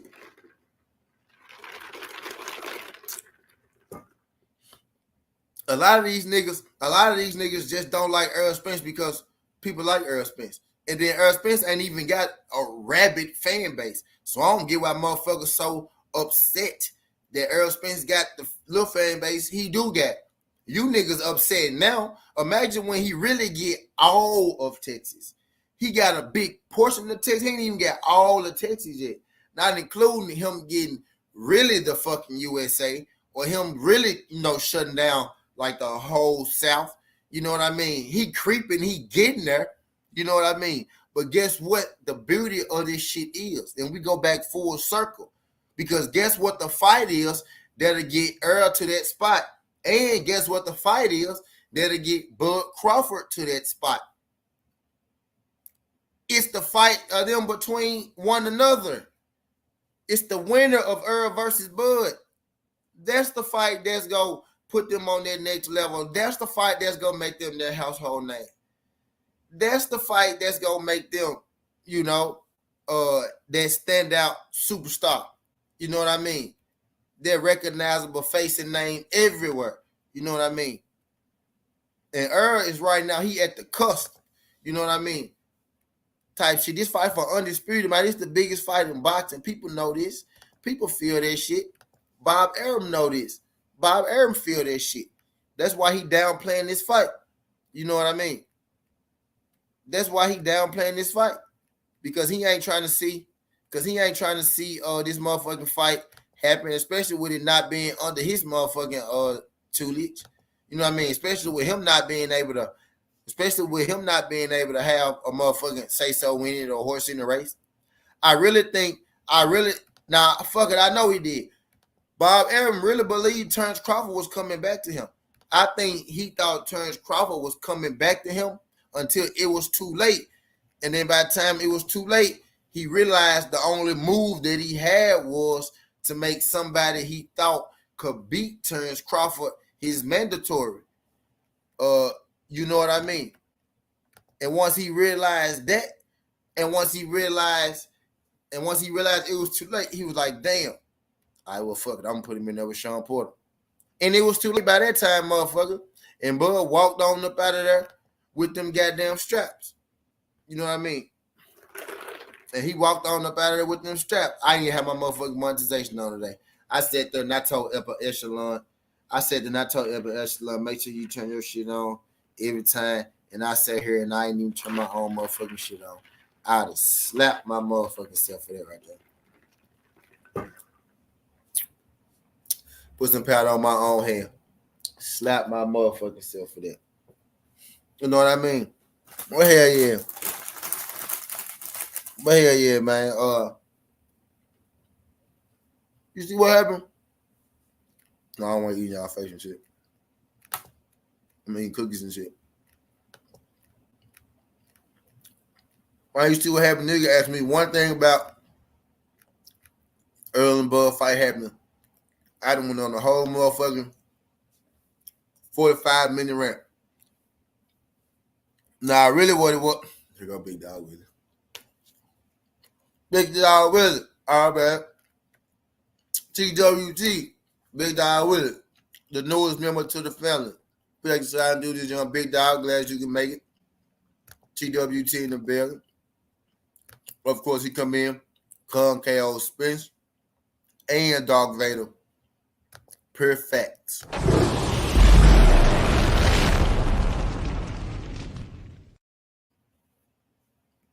TWG family in the building. Appreciate you starting to do this, jump.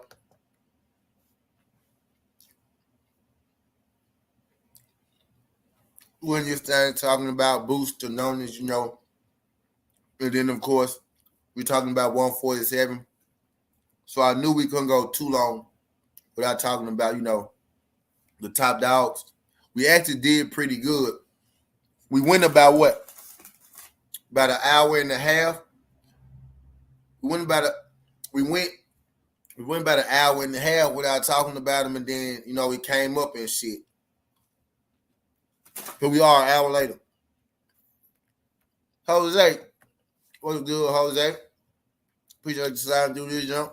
Glad you can make it, pimp. Glad you can make it. Y'all do your boy a favor. Y'all smash that like button for your boy as you roll on in.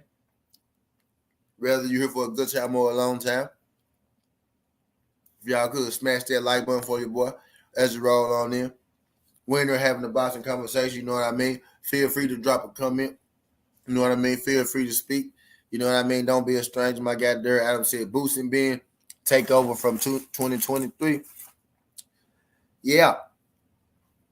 I think in the end,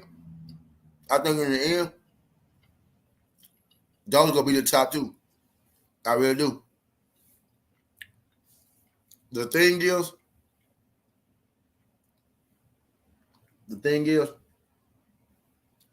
the reality of it is, right? But if Boost fights Stanionis, then, you know, they would check off a box. Here they go, man. If Boost and Stanionis fight, right, they would check off one of the boxes, you know, of the young guns, you know what I mean, fighting each other. But I really don't feel like we going to start getting those fights between them, right? I really don't feel like we going to start getting those fights between them until they all get strapped.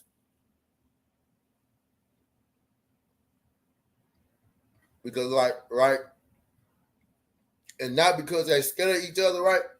Right now I'm talking about Virgil, Conor Ben, and Boots, right? Talking about Virgil, Conor Ben, and Boots. I don't think we're going to get those fights between them until they all get strapped. You know what I mean? Because I feel like they know that they're about 1 or 2 fights away from the belts becoming vacant. And they all really in position to get one already. You know what I mean? If Stanionis don't fight Boots, Conor Ben will be another likely opponent for Stanionis because Conor Ben is the WBA Intercontinental Champion. You know what I mean? So I don't necessarily think these fights go happen until they all get strapped. You know what I mean? Because then they will, in a sense, right, they will have to fight each other. And I don't think they're going to happen right now because Virgil is with Golden Boy, Boots is with PBC, and Conor Ben is with Eddie Hearn in the zone, right? They all with 3 different, bodies, right? So they're not trying to sell their prospects, to the other side, you know what I'm saying, anyway right now, right? But when they all get strapped, say when Errol vacate, they all get straps, then they ain't going to have no choice, but to go ahead and throw down because guys going to want to get unified and undisputed and things like that. You know what I mean? So if Boots and Stanionis is the fight, That'll be nice, you know.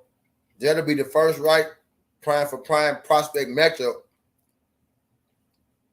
that I can think like a fighter's on that level, on that bigger level, right? Man, this might be the first one ever, goddamn, that I can think of. How often do you see two prospects, right? How often do you see two prospects, you know, both with a lot to lose on the line, face off? The only one I could think of to a certain degree, but even in this fight, one of the fighters was old as hell, but he a prospect by record, right? But Joe Joyce and Du Bois, you know what I mean? And that's on the smaller level than Boots and Stanionis, right? But none of them, you know, none of them faced off with each other.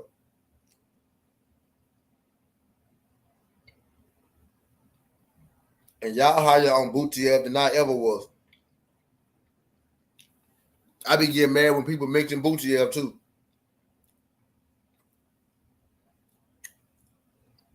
Add Butiev to the list. Butiev, Piracy, Rolly, Ryan, Bernie, and Bob. Them the words that you can't say on Southerntea, or it's gonna be hell to pay, dog. I don't want to hear nothing about none of them. Butiev, Ryan, Rolly, Piracy, Bernie, and Bob. I don't want to hear nothing about none of them niggas. Nothing.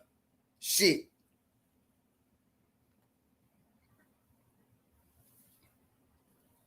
A lot of people, you know, and Butiev is a credible win.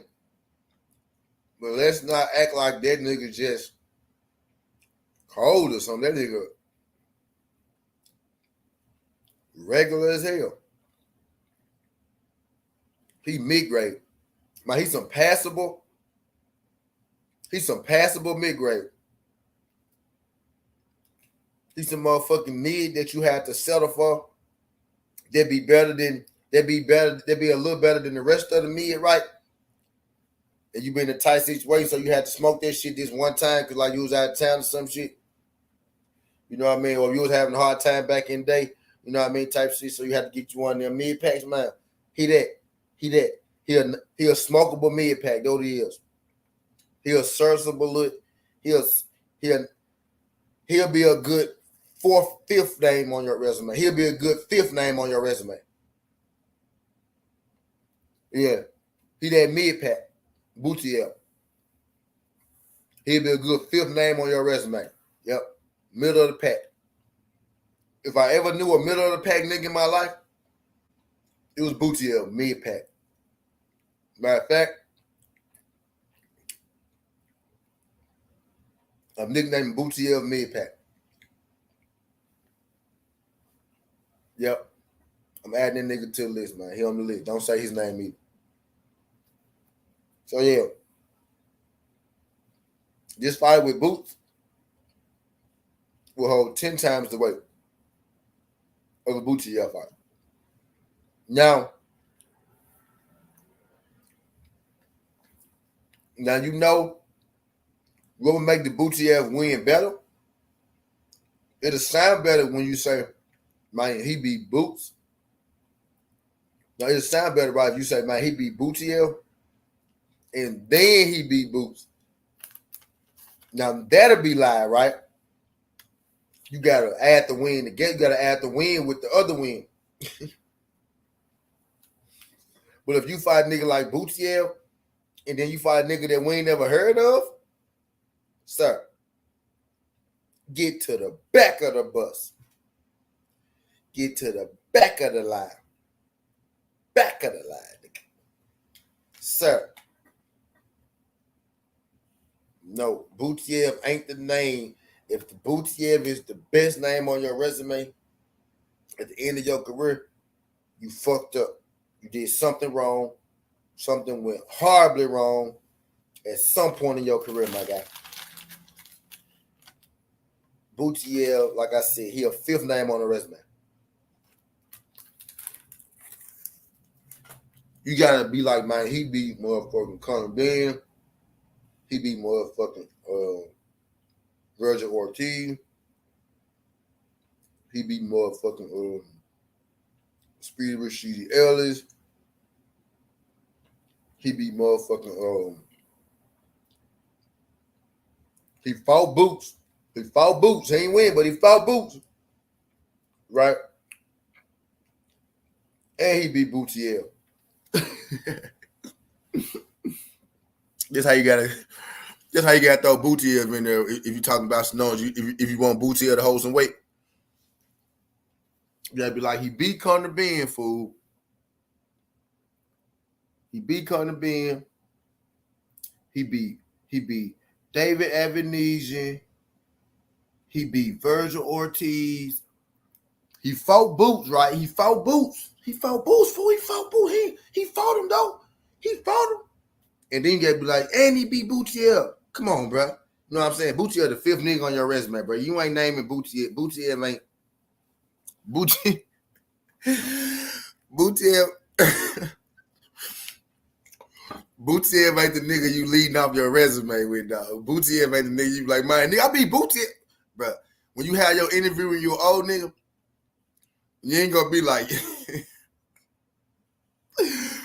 you ain't gonna lead your interview with like, bro, I beat Boutier. Like,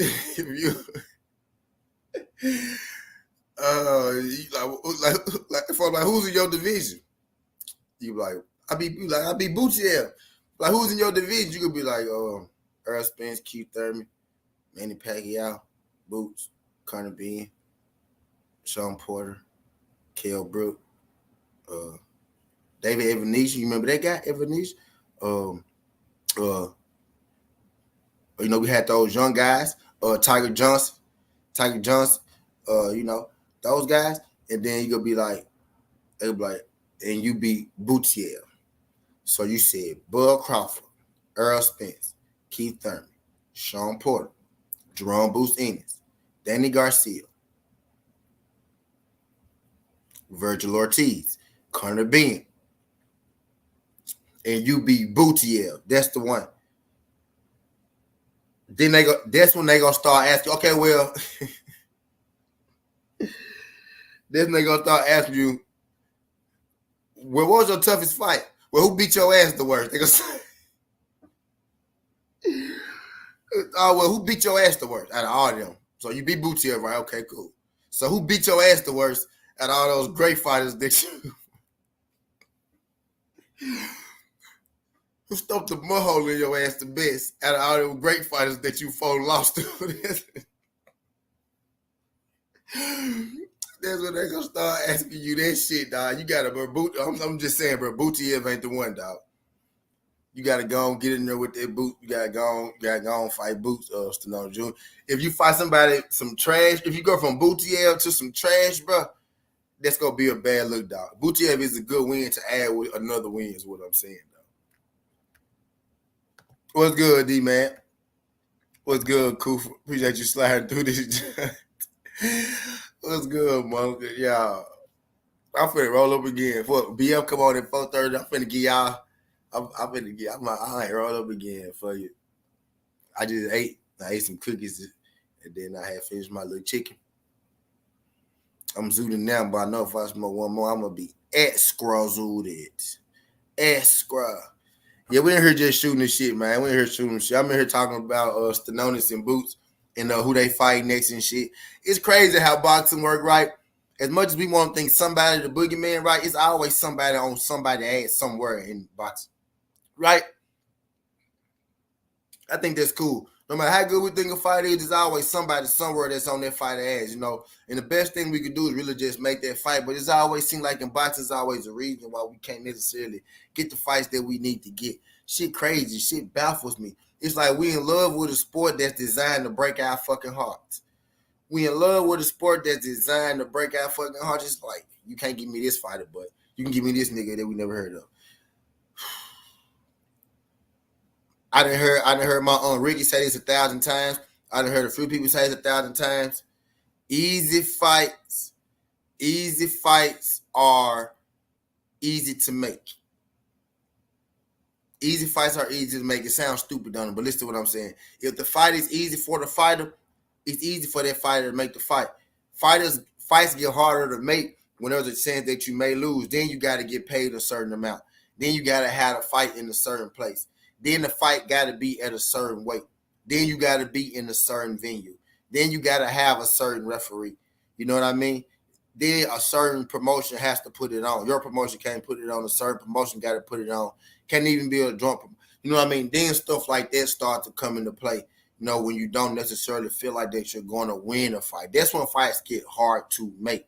I'm going to say that again. I'm going to say it slow because I think some people missed it. I think they went over some heads. Easy fights are easy to make. Fights don't get hard to make until fighters feel like there's a chance that they can't win. And that's when the money matters. That's when you got to get paid a certain amount. That's when you got to have a fight in a certain place. That's when a certain promotion got to put on the promotion by themselves. That's when, you know, you got to have a certain referee. That's when you got to have a certain ring size. You know what I mean? That's when fights get hard to make because certain people want this that way and that way and this that way and that way and this that way. And now it get hard to make. But when you know you go win a fight, you can put that bitch anywhere. You go there, street sweep, take care of your business. You know what I mean?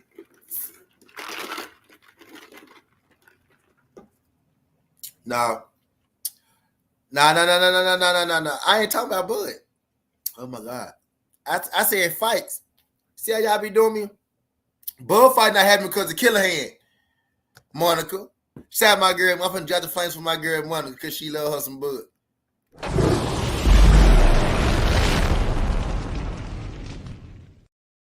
Bud ain't scared to lose. Bud ain't scared of Errol. He already said that. Errol said he ain't scared. Bud said he ain't scared. Them folks ain't scared to fight each other. It's some legal shit going on. I told y'all what I think it is. But then I wasn't even talking about Bud. I'm talking about any fighter. Whoever did some shit like that. That's when fights get hard to make.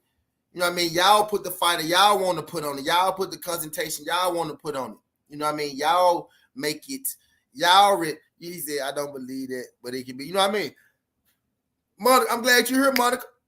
Shout out my girl. I want to ask you, Monica, because you're here. You know, I got a couple y'all in here. I got 20 y'all in here right now. Cool. I want to ask y'all a real quick. Don't go nowhere. Y'all, what would be the correct reason if this fight didn't happen? What would be the right reason to y'all? Like, what would be the right reason to y'all? Like, what would make it right? Monica said she don't, right? I believe it's Daniel Killihan, right? Boom. Monica might believe it's the money issue, right? Boom. Somebody else might believe that it's Errol Spence being difficult, you know, being difficult. Other people might believe it's Terrence Crawford being difficult. What will be the right reason for this fight not happening? That's my question to the people. What will be the right reason? What will be the reason? Because, right, you know, and I know Monica ain't the only person, you know, who don't believe the Daniel Killihan thing, right? She's not the only person who don't believe it. So, what is the right reason? I think it's Killihan. She might think it's one thing. My guy Tay might think it's one thing. Motherfucking OTB might think it's one thing. G5 might think it's one thing. Quick might think it's one. What is the right reason? What is the most acceptable reason? You know what I mean? I just used the blueprint you gave. Yeah, Mark, it's all good, Mark. You ain't got to apologize. It's all good. It's all good. The only acceptable reason is Daniel. If anything else, it's because Bud ain't with it, and I stand on that. He said, yes, I believe the commission trying to underpay the fighters. So you think it's a money issue? So you think it's a money issue, Monica? So if it's a money issue, right? So you think it's a money issue. So Monica, can we suggest, right, if it's a money thing, right, let's suggest that they do pre-sale tickets, right? Let's do pre-sale tickets, right? So let's gauge where the fight will be at. Let's gauge where the fight will sell. I think, you know, with the little voices that we do have, right, us as content creators, we should push them to put out a pre-sale ticket to look at the money invested in the fight. You know what I mean? Because certain people feel like, you know, I don't think it's a money issue. I actually wholeheartedly believe that it's not a money issue at all. I believe Steven Espinosa is fully on board with the fight and paying them exactly what they're worth. I believe he's, because he said that. Because at this point, Steven Espinosa don't really know what's going on. And he said that. He said at this point, we're optimistic. I'm optimistic that the fight still happen. I'm more than 50% sure that the fight will happen. If it was on him not giving out the money, he would have said that.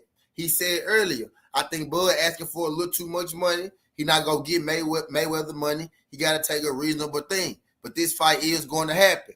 And now, you know what I mean? He not saying that no more. Now what he's saying is, oh yeah, I'm hearing a lot of negative things out there about it. But, everybody on this end still 100% confident that the fight will happen. You know what I mean? It's not a money thing. He not saying that. That's not what's going on. I'm like I said, sometimes PBC just don't have the money for the fighters, but break the necks for Canelo. They do have the money for the fight. They showed you that. They got a whole $50 million budget for Canelo that they didn't use. We saying it without saying it. How they don't have the money, but they got the money for Canelo. They got the money.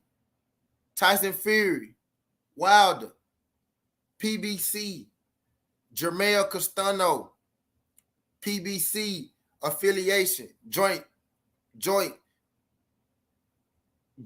all the big pay-per-views, Floyd Mayweather's, PBC, the biggest pay-per-views are PBCs. How don't they have the money when they putting on the biggest pay-per-views? They got the money. We just said it. But they break their neck for Canelo. That mean they got the bread. It's not a money issue. Bud Crawford even said that it's not a money issue. But my thing is to answer that, y'all, to answer that, do a pre-sale thing. I think everybody should push the pre-sale tickets. I think y'all need to go tell y'all favorite YouTuber. I think y'all need to go tell the big YouTubers that we need to push pre-sale tickets. Let's push the pre-sale on, see what they do, see how that shit work. You know what I mean? That'll solve it, right? That'll answer it, because it's not a money issue. I totally do not believe it's a money issue. It's deeper than that. I think it's a legal issue. Don't think it's a money issue at all. Don't think it's a money issue at all. I think it's a legal issue. He just skinny. What was the last fight they did? Pre-sale T.O. bullshit ass fight. T.O. bullshit ass fight. He said PBC is not the only company who breaks their necks for Canelo. Cut it out. Yeah, facts. And then, my thing is they got the money. Is my whole point. They got the money. I don't care. He said money. Yeah, so I asked because a lot of us users said it should be 40-40. Nah, that's stupid.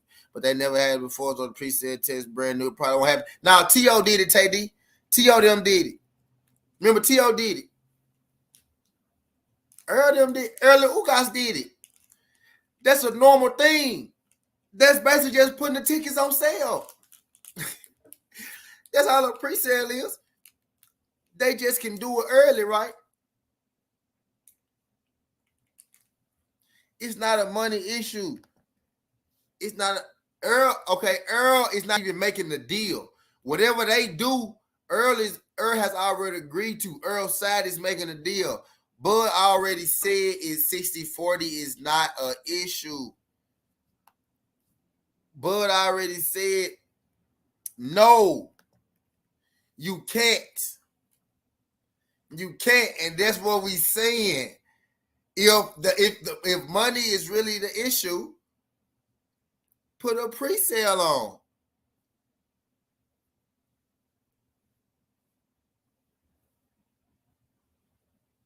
From what we know, it's signed, right? Put the pre-sale on, man. Like, let us just guarantee. All you gotta do is guarantee the refund. Niggas get refunds all the time. Put pre-sale tickets on. You know what I mean? He said they don't want to spend the money on this fight. They feel it's not going to be big enough. I think that's bullshit. I think that's a facade. I think they want to build it back up. Espinosa, where y'all hearing that? Because this is what Espinosa said, right?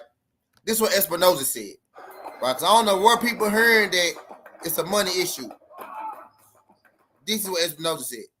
I think he understood it better. There you go. Fights you're looking forward to most as we kind of get towards the end of the summer and kind of approach the fall. What's on your agenda? Well, look, there's the two that everyone asks us about all the time. There's obviously Spence Crawford, which I'm still optimistic about. I know there's been some negative stuff coming out lately, but I'm no one's given up at this point. That's what Steven said. I don't know what you heard now. Hey. So I'm gonna believe people. D-man. I'm gonna believe people in my chat telling me that it's a money issue over the nigga that's making the fight. Why do he have to lie? He didn't told us before it's Bud fault. Bud want Floyd Mayweather money. He told us when it was Bud fault. He told us when they went. He told us when they weren't talking. He told us when they was negotiating. Bo Mag said, I can't wait to sign this fucking contract. Y'all listening to the wrong people. What the fuck was Bo Mag talking about? I can't wait to sign this contract. What was Bo Mag talking about? What contract was Bo Mag talking about?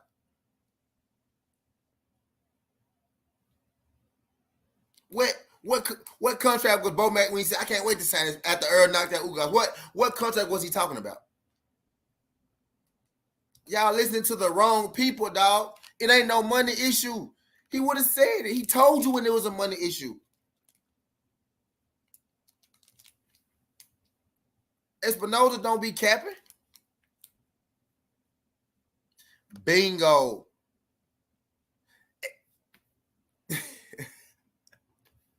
No, they didn't know Bud was tied up. They didn't know Bud was tied up with homie at first. It still ain't a sure thing, right? That Bud even did anything crooked. That ain't no sure thing. You know what I mean? They trying to see if the company that Bud had signed to was on some crooked shit. That's what they trying to see. Bud was the only boxer signed to that agency that he signed to after box. You know what I mean? That's what they trying to see. But that shit came out later on, though.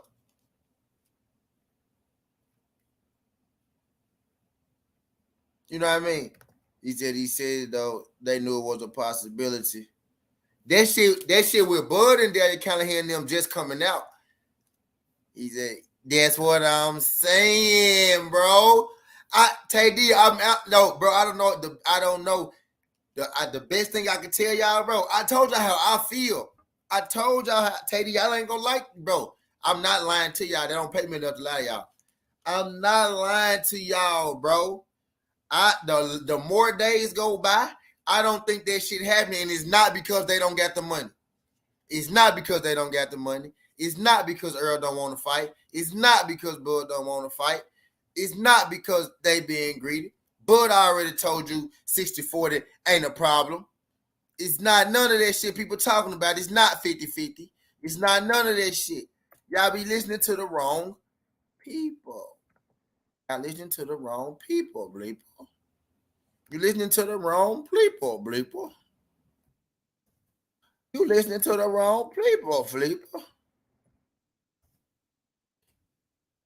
You listening to the wrong people, dog. Y'all gotta listen to the right people. It's like crazy, bro. Like, I'm not falling into the narrative. I'm not falling into the media push. I'm not falling into the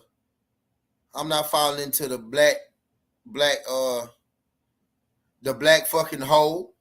And I mean that pun intended. I'm not falling into the black fucking hole or trap. You know what I mean? I just ain't doing it. Y'all be listening to the wrong people. Bud told y'all in the interview, and I think it was with Radio Raheem, if I'm mistaken, or some shit like that. He was like, man, 64 ain't no problem. I talked to Earl, we talk on the phone. I gotta start saving these junks. When I see him. But y'all saw that shit, man. He was like, I got Earl number. I got his number. We talk.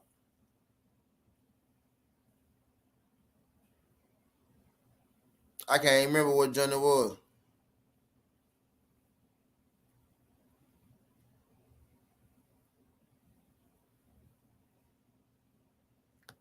Was this it? Let me see. Party lights on.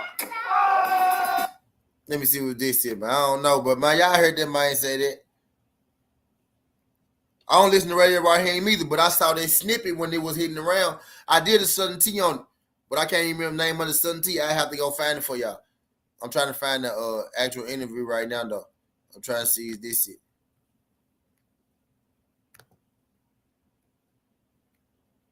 Climbing to be the #1 fighter in the world. And what happens is other fighters see your success and want nationally now more than domestically. Right. Oh, yeah, this it. Check him out.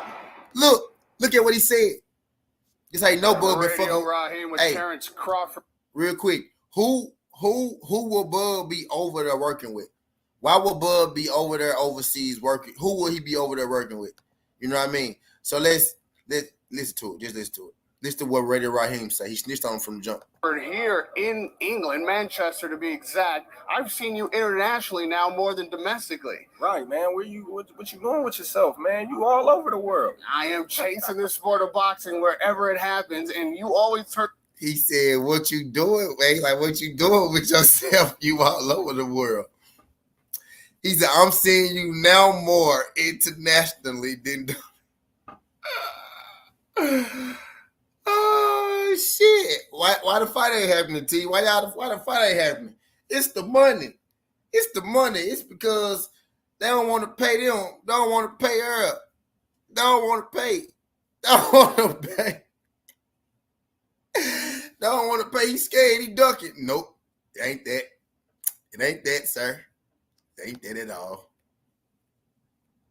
Turn up where it's happening. You know, I remember a time when I was covering Canelo, and he was climbing to be the #1 fighter in the world. Anything, you know, and we always was willing to give out, you know, our advice on how training America. And I was like, what? I became like, he liked the vibe, he liked the feeling, and then, you know, once I try to pressure him a little bit, like I try to, you know, he's been a world champion his whole career. I moved up, you know, 2 divisions. 10 years, I wouldn't even be in boxing no more. No. Everybody wish it happened 10 years ago. Level, you know, of the top of the top. So it's good to have somebody right there next to you, pushing you, you know, to go that extra. I'm getting now, to it. What I meant career-wise is that we're here for a fight that everybody wish it happened 10 years ago. In the same way that everybody wishes that we could be talking about Spence Crawford at least in 2022. Right. Do you have any concern that maybe 10 years from now we'll be sitting here talking about Crawford Spence when it's later than everybody had hoped? And 10 years, I wouldn't even be in boxing no more. No. So this being the big fight, like they say this fight could define either guy's career after all they've done individually. How can you have the confidence that you won't end up in that same situation with Spence? Because if it don't happen, then that's out of my control. You know, I can look back at my career and say, look at what I've accomplished, you know, in my career. That ain't the interview, but that ain't the one I was looking for. That ain't the one. It might not have been right. Let me see. It ain't the one though, but I forgot he said this shit. That ain't the one I was looking for. But that's most definitely the one where I was talking about the other day with Radio Raheem. Where Radio Raheem had said he see him more in the UK than he do domestically now. That shit was crazy, man. I'm gonna find that jump, bro, because I did a Southerntea on it. I did a Southerntea myself. I might be able to find it quicker on mine. Let me see real quick. Let me see if I can find it quicker on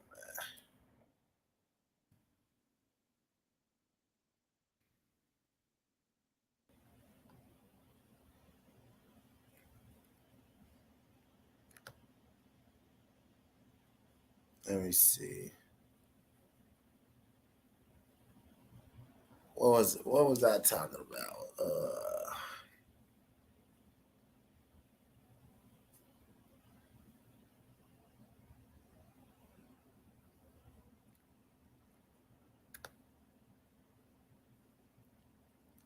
But he said he was. Man.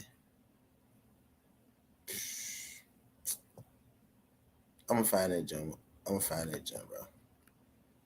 Dang, I wish I had that jump with him saying that, man. But y'all know what I'm talking about, though.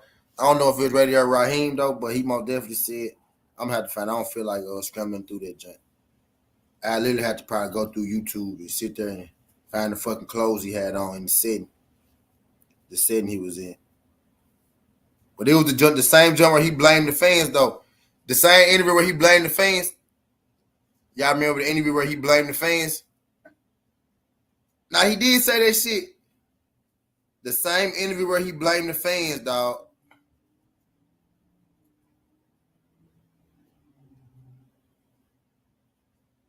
The same interview where he blamed the fans. But y'all ask me why I don't think the fight gonna happen. Y'all ask me why I don't think the fight will happen. I tell y'all why I don't think, you know what I mean? And I just, you know, I understand that the world is more than black and white, and I pay attention to the gray area and shit. You know what I mean? And in this sense, I've been informed about the gray area. You know what I mean? So, trying to tell y'all, like, I ain't never won that favorite fighter scared. I say that. He's a smart move by Boots. Beat the mandatory. He's next. Can't be denied. Facts. I like the move by Boots. I like that move. They make all that, you know, everything that he been saying about Errol, you know, they make it hold some weight. You know what I mean? They take away, you know, people saying, oh, he just capping, he just blowing smoke. Because now he actually doing what people like myself been asking him to do, right? Been asking Boots to do. He says that the interview, I believe he was saying everything that sounded good. Yeah, facts, Tatey. That interview, Tatey. Yep. Sounded like that boy ass was on the stand, didn't it? That boy was saying everything right, dog. Sounded like a fucking confession, didn't it? These are my confessions. Just when I thought I had to don't stop. She got one on the way. These are my confessions. Man, I'm broke and I don't know what to do. Yes, I gotta give you part to my confession. If I'm gonna tell it, then I gotta tell it on. Damn near cried when I got that phone gone. I'm so cool. I don't know what to do. What to give. That nigga said, ain't no good, it's all bad. I just wanna confess I've been doing you so wrong.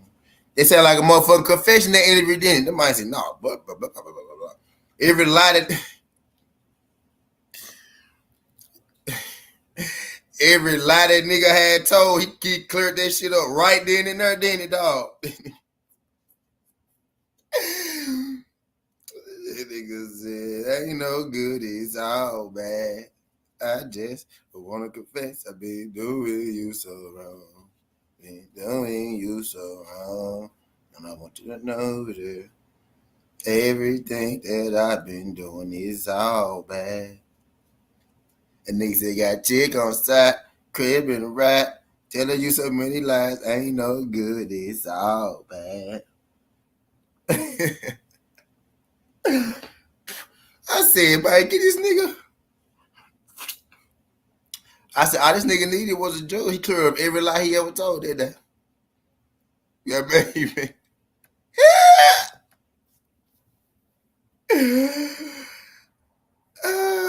Take these.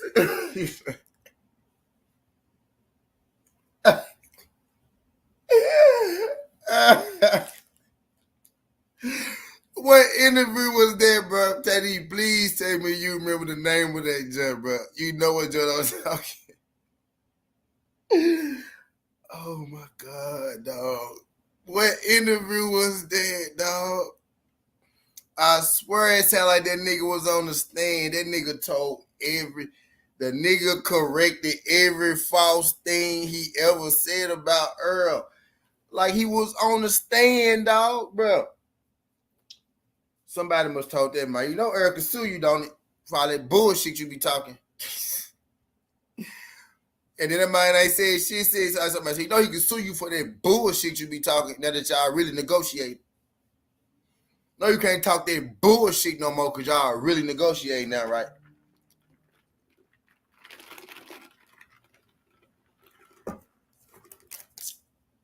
That nigga said Errol ain't never ducked. That nigga said Errol ain't never ducked me. Yeah, like a month or so ago, cop. The man said Errol like matter of fact, it was around the Ugas fight. It was a little before that or a little after that. Something like that, cop. The man was like, Errol ain't never ducked me.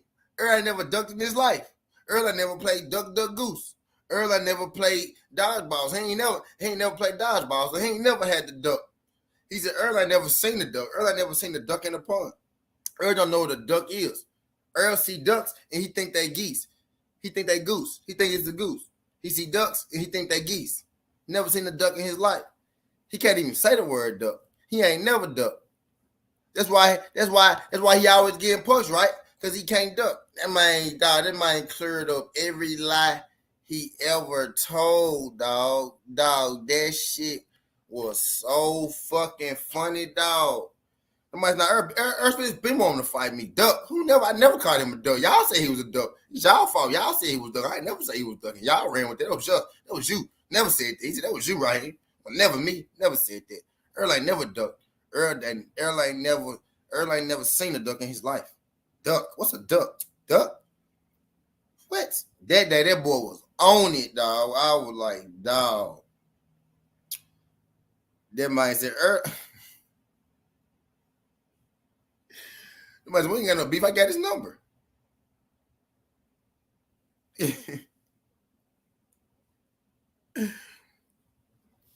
Dog, this shit was so fucking funny. Just as long as y'all know what interview I'm talking about, dog. I gotta find that junk. I wish I had that hoe right now. I swear I did, man. I swear I do. I swear I wish I had that hoe right now, man. This shit was so fucking funny. I got his number right now. Errol ain't never ducked nobody in his life.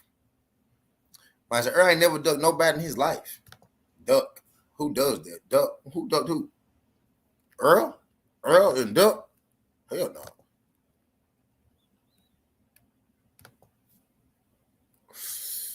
I said, Errol don't even like duck. Errol's like chickens.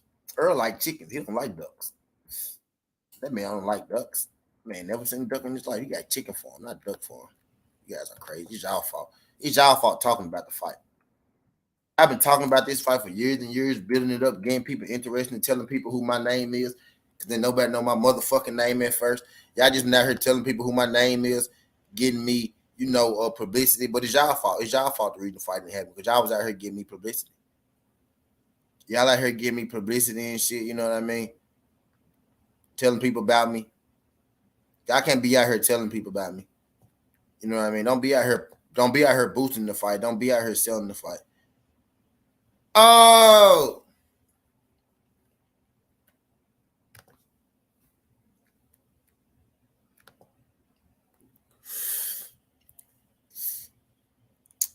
nah, I just played that one.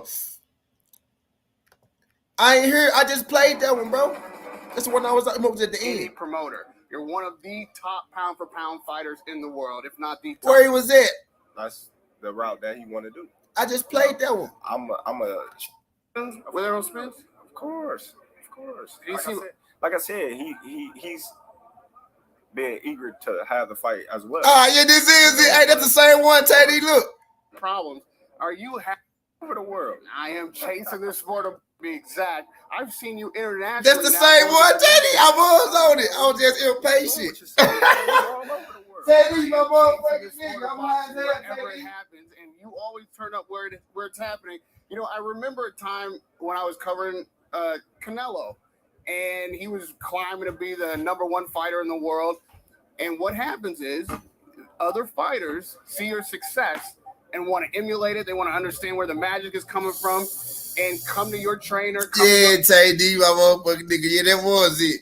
That's the same joint. Shit. Hold on.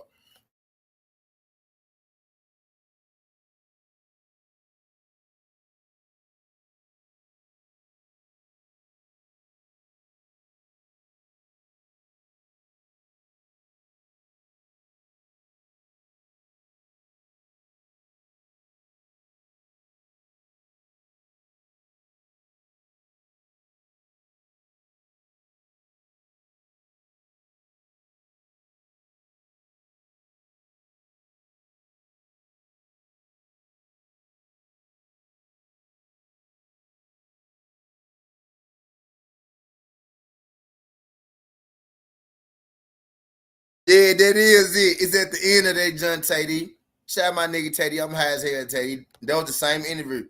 But I found it though. I think it's up here. You know, for us to always want to tear each other down instead of build each other up. A playful respect, and it's definitely the tension that two fighters will have, but not spite like these. So it's not like there's some kind of deep-seated hatred or anything. Can you call Errol Spence? And everybody says fighters. For him, he's been at welterweight division his whole career. I moved up, you know, 2 divisions. I can look back at my career. This is it. What I've accomplished. I just got look, Tay D. It was literally next, bro. I just got so fucking pissed off that he had said that bullshit that day. I didn't even let it finish playing. It literally was the next thing that was finna play, bro, before I stopped it, dog. Shout out my nigga Tay D, man. My nigga. Tay D, you gotta join TWT, man. He say the same, you know, for him. He's been at welterweight division his whole career. I moved up, you know, 2 divisions from 135, from 140, then conquered 147. Listen to him now. Listen to him. Me personally, I wouldn't say that it did anything to my career, but at welterweight. Oh, well, I didn't get that fight at welterweight that I wanted. But all in all, my career has been great. Let's talk. When you guys are in the same room, on camera together, there's a playful respect, and it's definitely the tension that two fighters will have, but not spite like these. So it's not like there's some kind of deep-seated hatred or anything. Can you call Errol Spence? And everybody says fighters can make fights. Can you call Errol Spence? Can you two have a one-on-one? I did that. What happened?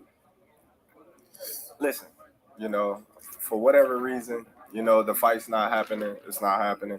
But I do believe the Bud don't know the reason. I've been Bud won't, hold on. But y'all want me to believe it's the money, right? You know, it's the money. It's 50-50. It's 50-50, right? It's 50-50. It's 50-50. It's 50-50. So I supposed to believe y'all and tell me it's piracy, 50-50 and shit, right? Right? But Bud don't know the reason. Espinoza don't know the reason. Earl said if it won't happen, it ain't my fault. What I've been saying for long is don't nobody know the reason. Is it that nobody knows the reason? Or is it that nobody is saying the reason? And if nobody is saying the reason, what could be the reason? Why do you not say shit? Because it's probably a legal matter going on. Now, this is Tay D. He did sound more friendly, but this is it, though. This is it.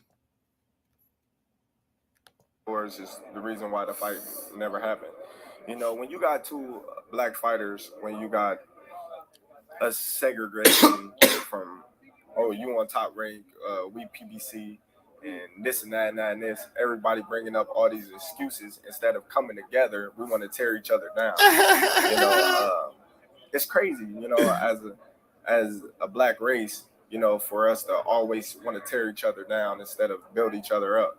You know, I think that's the only thing that's been basically preventing the fight, because I think if we all came together and said, all right, well, this is the fight we want, you know, and we not supporting no other fight until y'all fight each other, then, you know, that's what we ain't support no other fight. Y'all we fight don't each need him, or fuck he's is wrong with side, Bud? or he's the A side, and take this money and take that money. What the fuck is wrong with Bud? All that, you know, that's just, you know, stuff that February. never was even on the table. You know, people just hear a narrative and then they'll run with it, and then they'll use they network channels to feed that to the people that really don't know boxing. You know, and then that's when you get the narrative, and that's when everybody starts saying this and saying that, and then you get Team Crawford, and then you get Team Spence, and then you get his fans, and then you get my fans, and then everybody going against each other. Or in reality, we should be on the same team. We're trying to make the fight happen. Have you ever had that conversation with Errol Spence? Of course. Like I said, he's been eager to have the fight as well. You know, but for some odd reason, you know, he's been eager to have the fight as well. he's being eager to have the fight as well. He's being eager to have the fight as well. He's being eager to have the fight as well. He's being eager to have the fight as well. You know, but for some odd reason, you know, they veered to do other things, and you know, I believe the fight will happen. You know, like you said, you know, he want to fight all those guys and then fight me last. That's the route that he want to do. You know, I'm a straightforward guy. I want to go straight for the head. You know, and that's just me. That fight everybody and then fight you last, it sounds a lot like the Amir Khan route, which got us here 10 years late.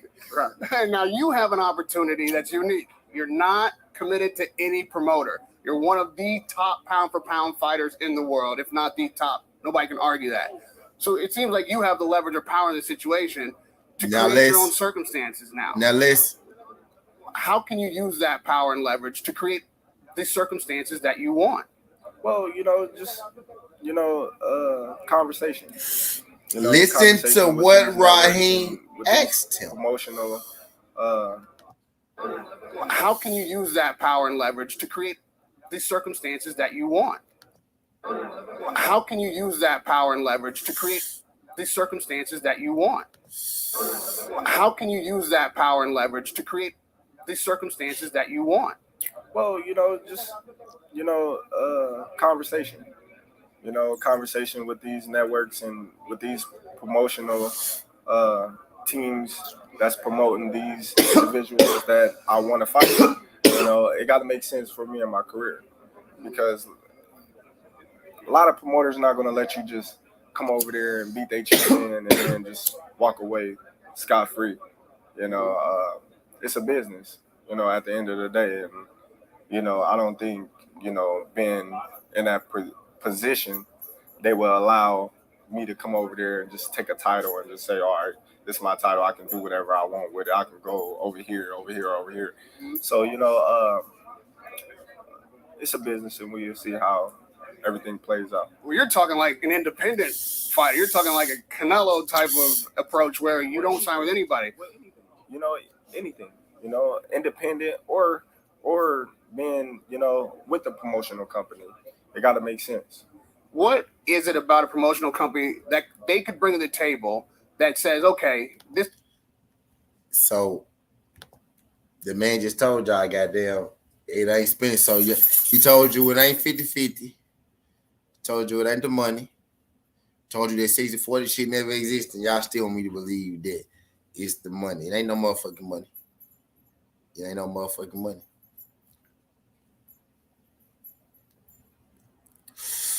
But y'all know what the most important thing was in there, though? That went over a lot of people's head.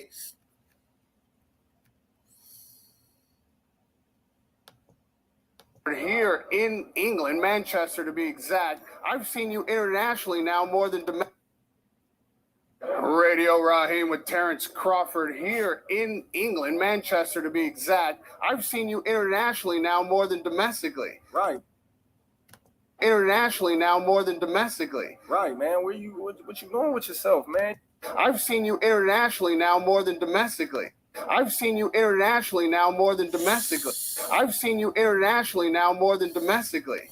I've seen you internationally now more than domestically. Right, man. I've seen you internationally now more than domestically. Right, man.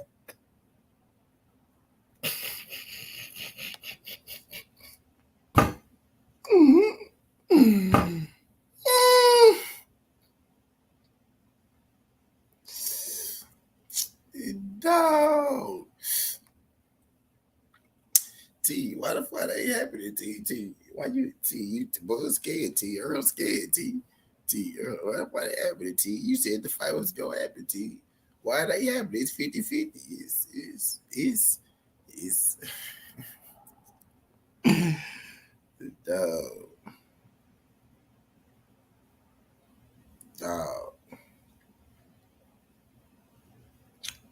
Sad case, man. Sad case, man. Literally, dog. I didn't send on this whole like on this whole special, right?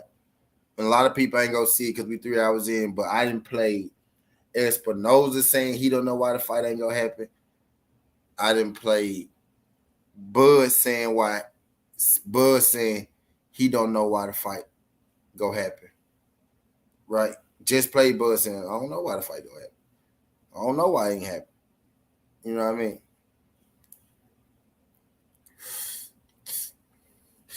So don't nobody know shit, huh? So how about Bud just come out and say it? Why are we asking him questions, letting him answer the questions? Why don't he just get straight to the point? He said, I'm gonna like to get straight to the point. Why you don't just get straight to the point and tell us exactly why? In that whole interview, did Bud tell us why the fight ain't gonna happen? No, they just talked about a bunch of rumors and shit. They talked about all the rumors that we talked about. All they did was talked about the same shit that go on YouTube. That's how they talked about was the shit that go on YouTube. Bud ain't tell us, well, if I could get this much, then I could, he ain't say none of that shit. Nothing. He said, he didn't even say, well, 50-50 is what I want. He said 50-50 wasn't a problem. He said it was never a thing. People just took that and ran with it. You know what I mean?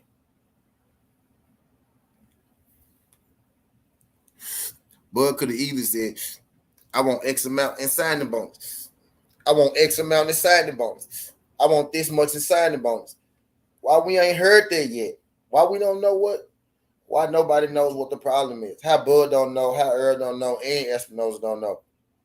And them all the people involved.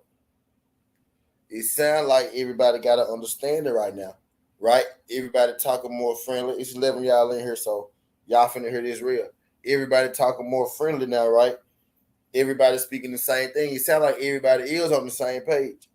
You know what I mean? It sounds like everybody waiting on something, just like we waiting on something, right? Everybody keeps saying, I don't know this, I don't know that. You know why they don't know? Because they ain't lying to you, because don't nobody fucking know. The thing is, niggas ain't being transparent. Our Bud got to be like, but our Bud got to do is say what I just been telling y'all. It's a legal situation going on. How nobody don't know. How nobody don't know shit. What's good, Skills? Appreciate you sliding through this, John Skills from New Orleans. TWT in the motherfucking building. My brother Skills, TWT, Big Dog. What's good, Skills?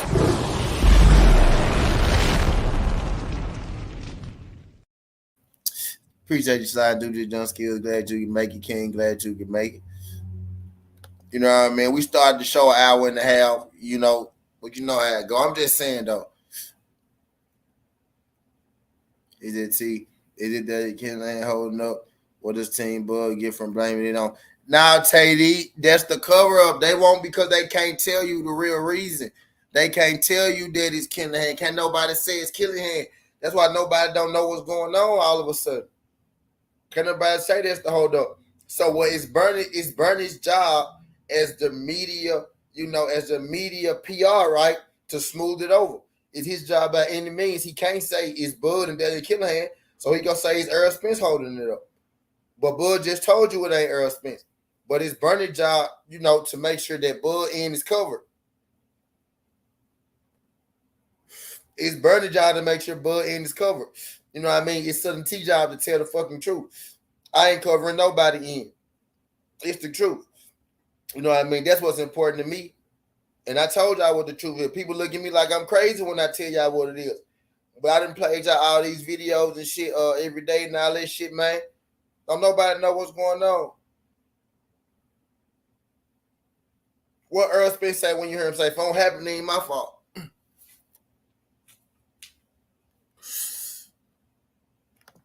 What Errol Spence say when he talk about the fight? If it don't happen, then it ain't my fault. If it don't happen, man, they ain't got, it wasn't me. When I get these bills, you gonna see you holding up the fight. Bud done said a lot of shit, but I just played you what Bud been saying lately. That's more so what Bud been saying lately, right?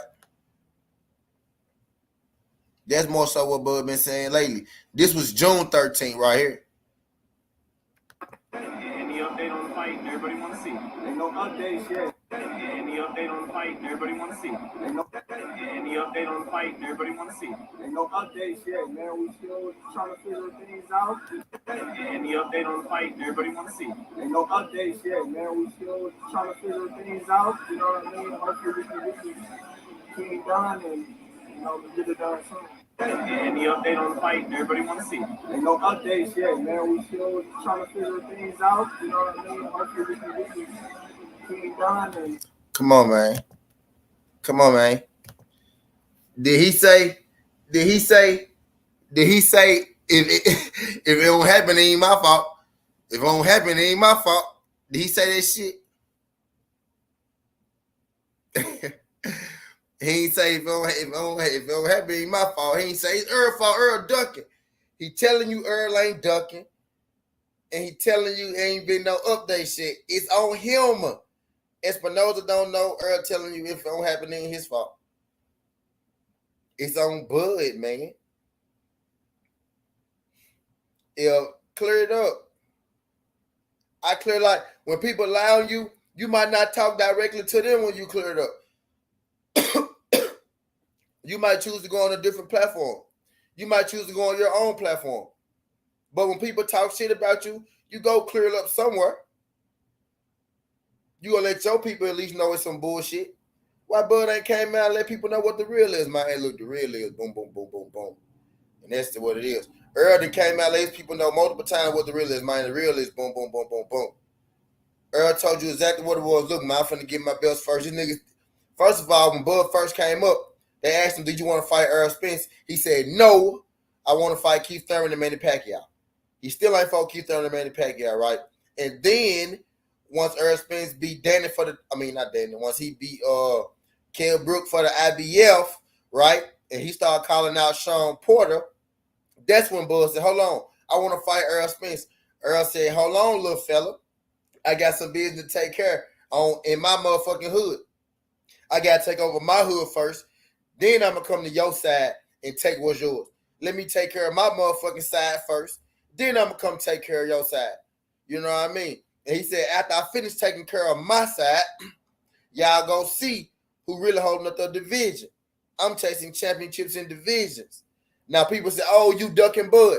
Now let's just say that y'all right. Let's just say Errol was ducking Bud. Errol is ducking Bud at this time, right? Let's say that Errol ducking Bud to fight Sean Porter and Gordanius Ugas for the other belts. Terrence Crawford got a belt. He could have fought Terrence Crawford. You know what I mean? But, you know, you got Terrence Crawford himself right now trying to fight Errol Spence and they can't make a deal. So what make you think it would have been any different back then if Errol Spence would have said fight him? People forget Errol Spence said, I think it should be 60-40, right? He put it out there when people were saying he was ducking. And then that's when this 50-50 shit came up. You know what I mean? And now we here. So there was an opportunity for them to fight in between. But Errol said, after I get the belts, we're going to see you holding up the division. Errol got all the belts. What Errol said is here now. We here now. We here now. What Errol was talking about. And Errol said, I'm coming for that belt. I'm coming for that strap. He made t-shirts and everything. You know what I mean?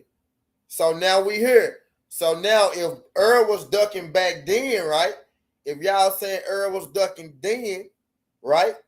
By holding it up. Now are y'all saying that it's okay? Because what he said, right?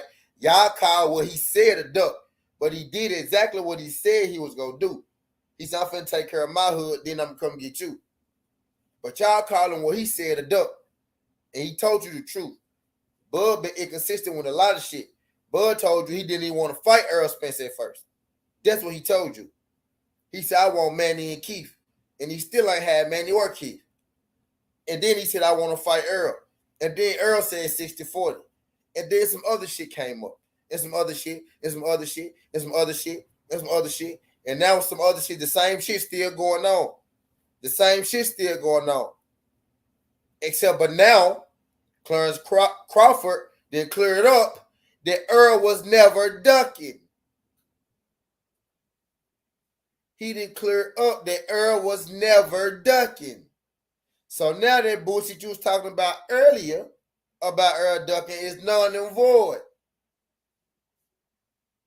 But what Earl said was, if the shit don't happen, it ain't my fault. And what Earl said before that was, after I get the straps, 1, 2, 3, WBA, WBC, IBF, we go see you holding up the division, and we can't get a fight right fucking now. And we can't get a fight right fucking now.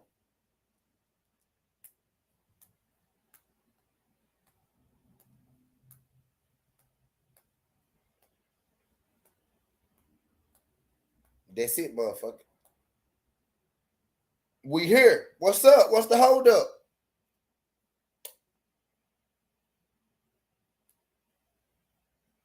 And nobody answered my question either. I had 20 people in here when I asked that question. I got what? 12 people in here now, 11 people in here. I got 13 people in here right now. I got 13 people in here right now. I feel like it's Daniel Killerhead. You got some people that feel like Errol scared. You got some people feel like you got some people feel like Errol don't want to fight. You got some people feel like Bud don't want to fight. You got some people feel like PBC being cheap. You got some people who feel like Bud being unreasonable. So what is the most reasonable reason? What's the most legit reason? What's the right answer if this fight never happened? Coach Jizzle, what's good? TWT in the building. Shout out my guy Jizzle. Appreciate you sliding through this jump.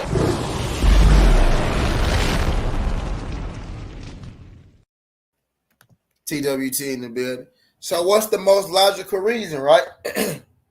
What's the reason we going with, right? Because I'm getting us ready. I'm trying to get us ready for if the fight don't happen right now. Fuck it. So if the fight don't happen right now, what's the most logical reason for the fight not happening? Fuck it. So let's talk about it. Because some people don't believe the Kennahan shit. Some people believe I'm talking at my ass. Some people don't believe Bud don't want to fight. Some people don't believe Errol don't want to fight. Some people don't believe the PBC being unreasonable. Some people don't feel like Bud being unreasonable. So what's the right reason? What's the reason? Y'all tell me the reason. What's the right reason? You know what I mean? Is it, so we supposed to go with, is the PBC that don't want to pay Bud? They don't want to pay Bud. Right? But yet they paying every single body else. They paying every single body else. But the thing is, right, Bud has never gotten more than $4 million for a fight. That he's never got more than $4 million for a fight. So that means anything more than $4 million is a career high payday. I lied. He got $6 million for Sean Porter. That's his career high payday, and he got that fight with a PBC fighter. He got his career high payday with Sean Porter, which was $6 million on the motherfucking mandatory split. You know what I mean? So his highs was $6 million. So that means anything more than $6 million is a career high payday. And he got that with a PBC fighter. So if you got that with Sean Porter on a motherfucking adjusted purse bid split, 75-25, what makes you think you will get any less than that with Errol Spence, who pay-per-view did better than your pay-per-view with Sean Porter, who first pay-per-view did better than your first pay-per-view, your second pay-per-view, any pay-per-view you ever did. His second pay-per-view did better than your first, your second. His third did better than your first, your second. Your common opponent pay-per-view, he did better. So you think you're about to get less money for Errol than you got with Sean Porter? How in the fuck do you think that's going to happen? Because it's not. And guess what, y'all? Bud already told you that money is not the problem. But y'all keep telling me that money is the problem, when Bud just told you that money ain't the problem.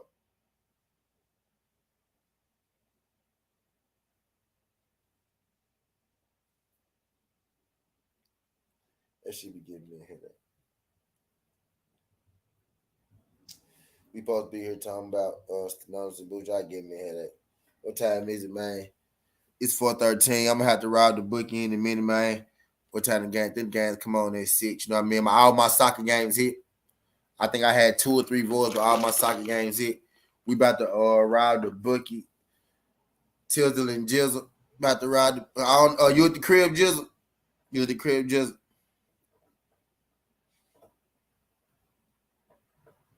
You about to yeah, but cop, exactly, cop. Bud speaking to him, they ain't listening.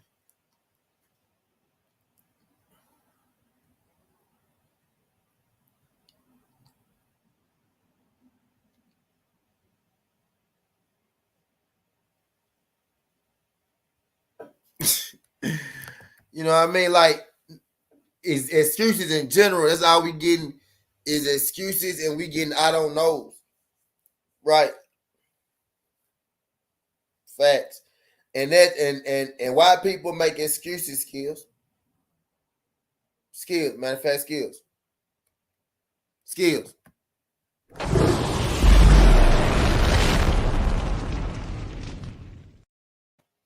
Why do people make excuses? Why do people make lies?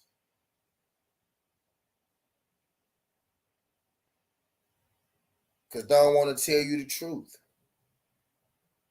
They don't want to tell you the truth, so they're going to tell you everything but the truth. The truth of the matter is the truth too dirty to be exposed. And nobody can expose it but Bud. But what Bud can say is, right? Pay attention now.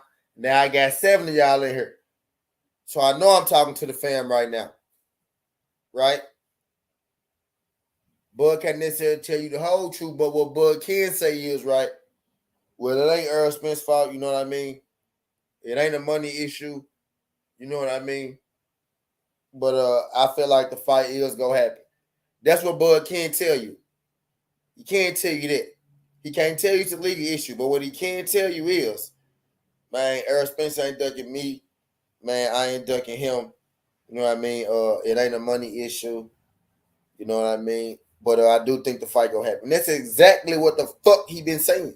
He could tell you that. And that's what he told you. That's what he's saying now. He made all them excuses and shit up until now.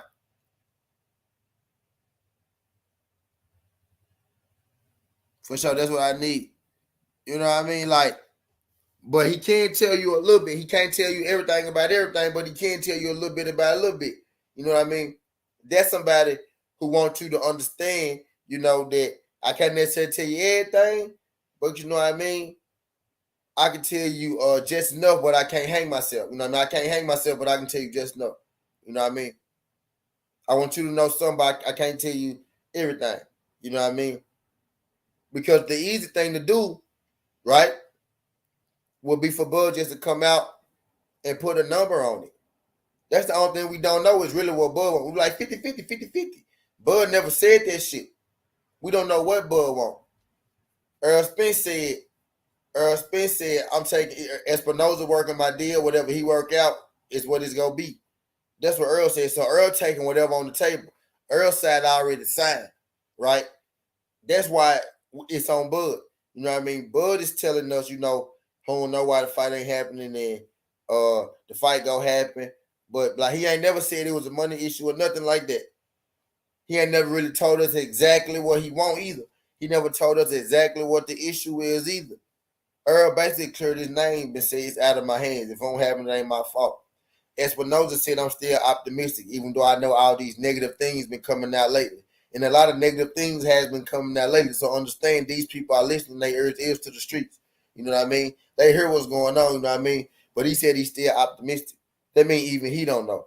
You know what I mean? Only one person really know what's going on, that's Bud. Errol's signature already on the dotted line. Espinoza already got the date. Espinoza already got the money. It's not a fucking money issue. That's why Bud telling y'all it's not the money. The money already there. They ready to go. They ready to go. The money is there.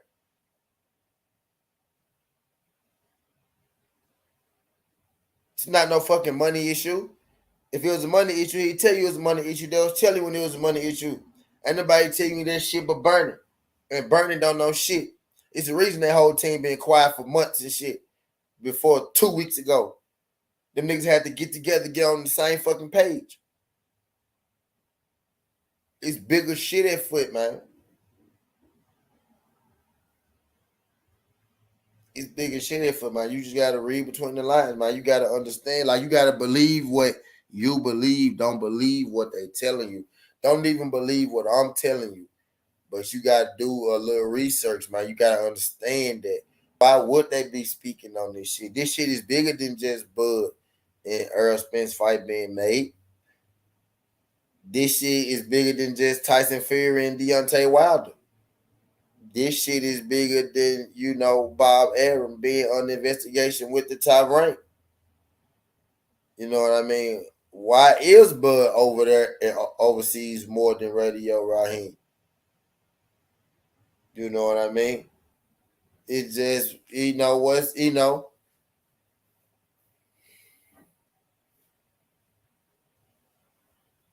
I don't think that one of these guys is afraid of either one of these guys at all. I think it's legal shit going on. You know what I mean? And I think everybody else has been as transparent as they can.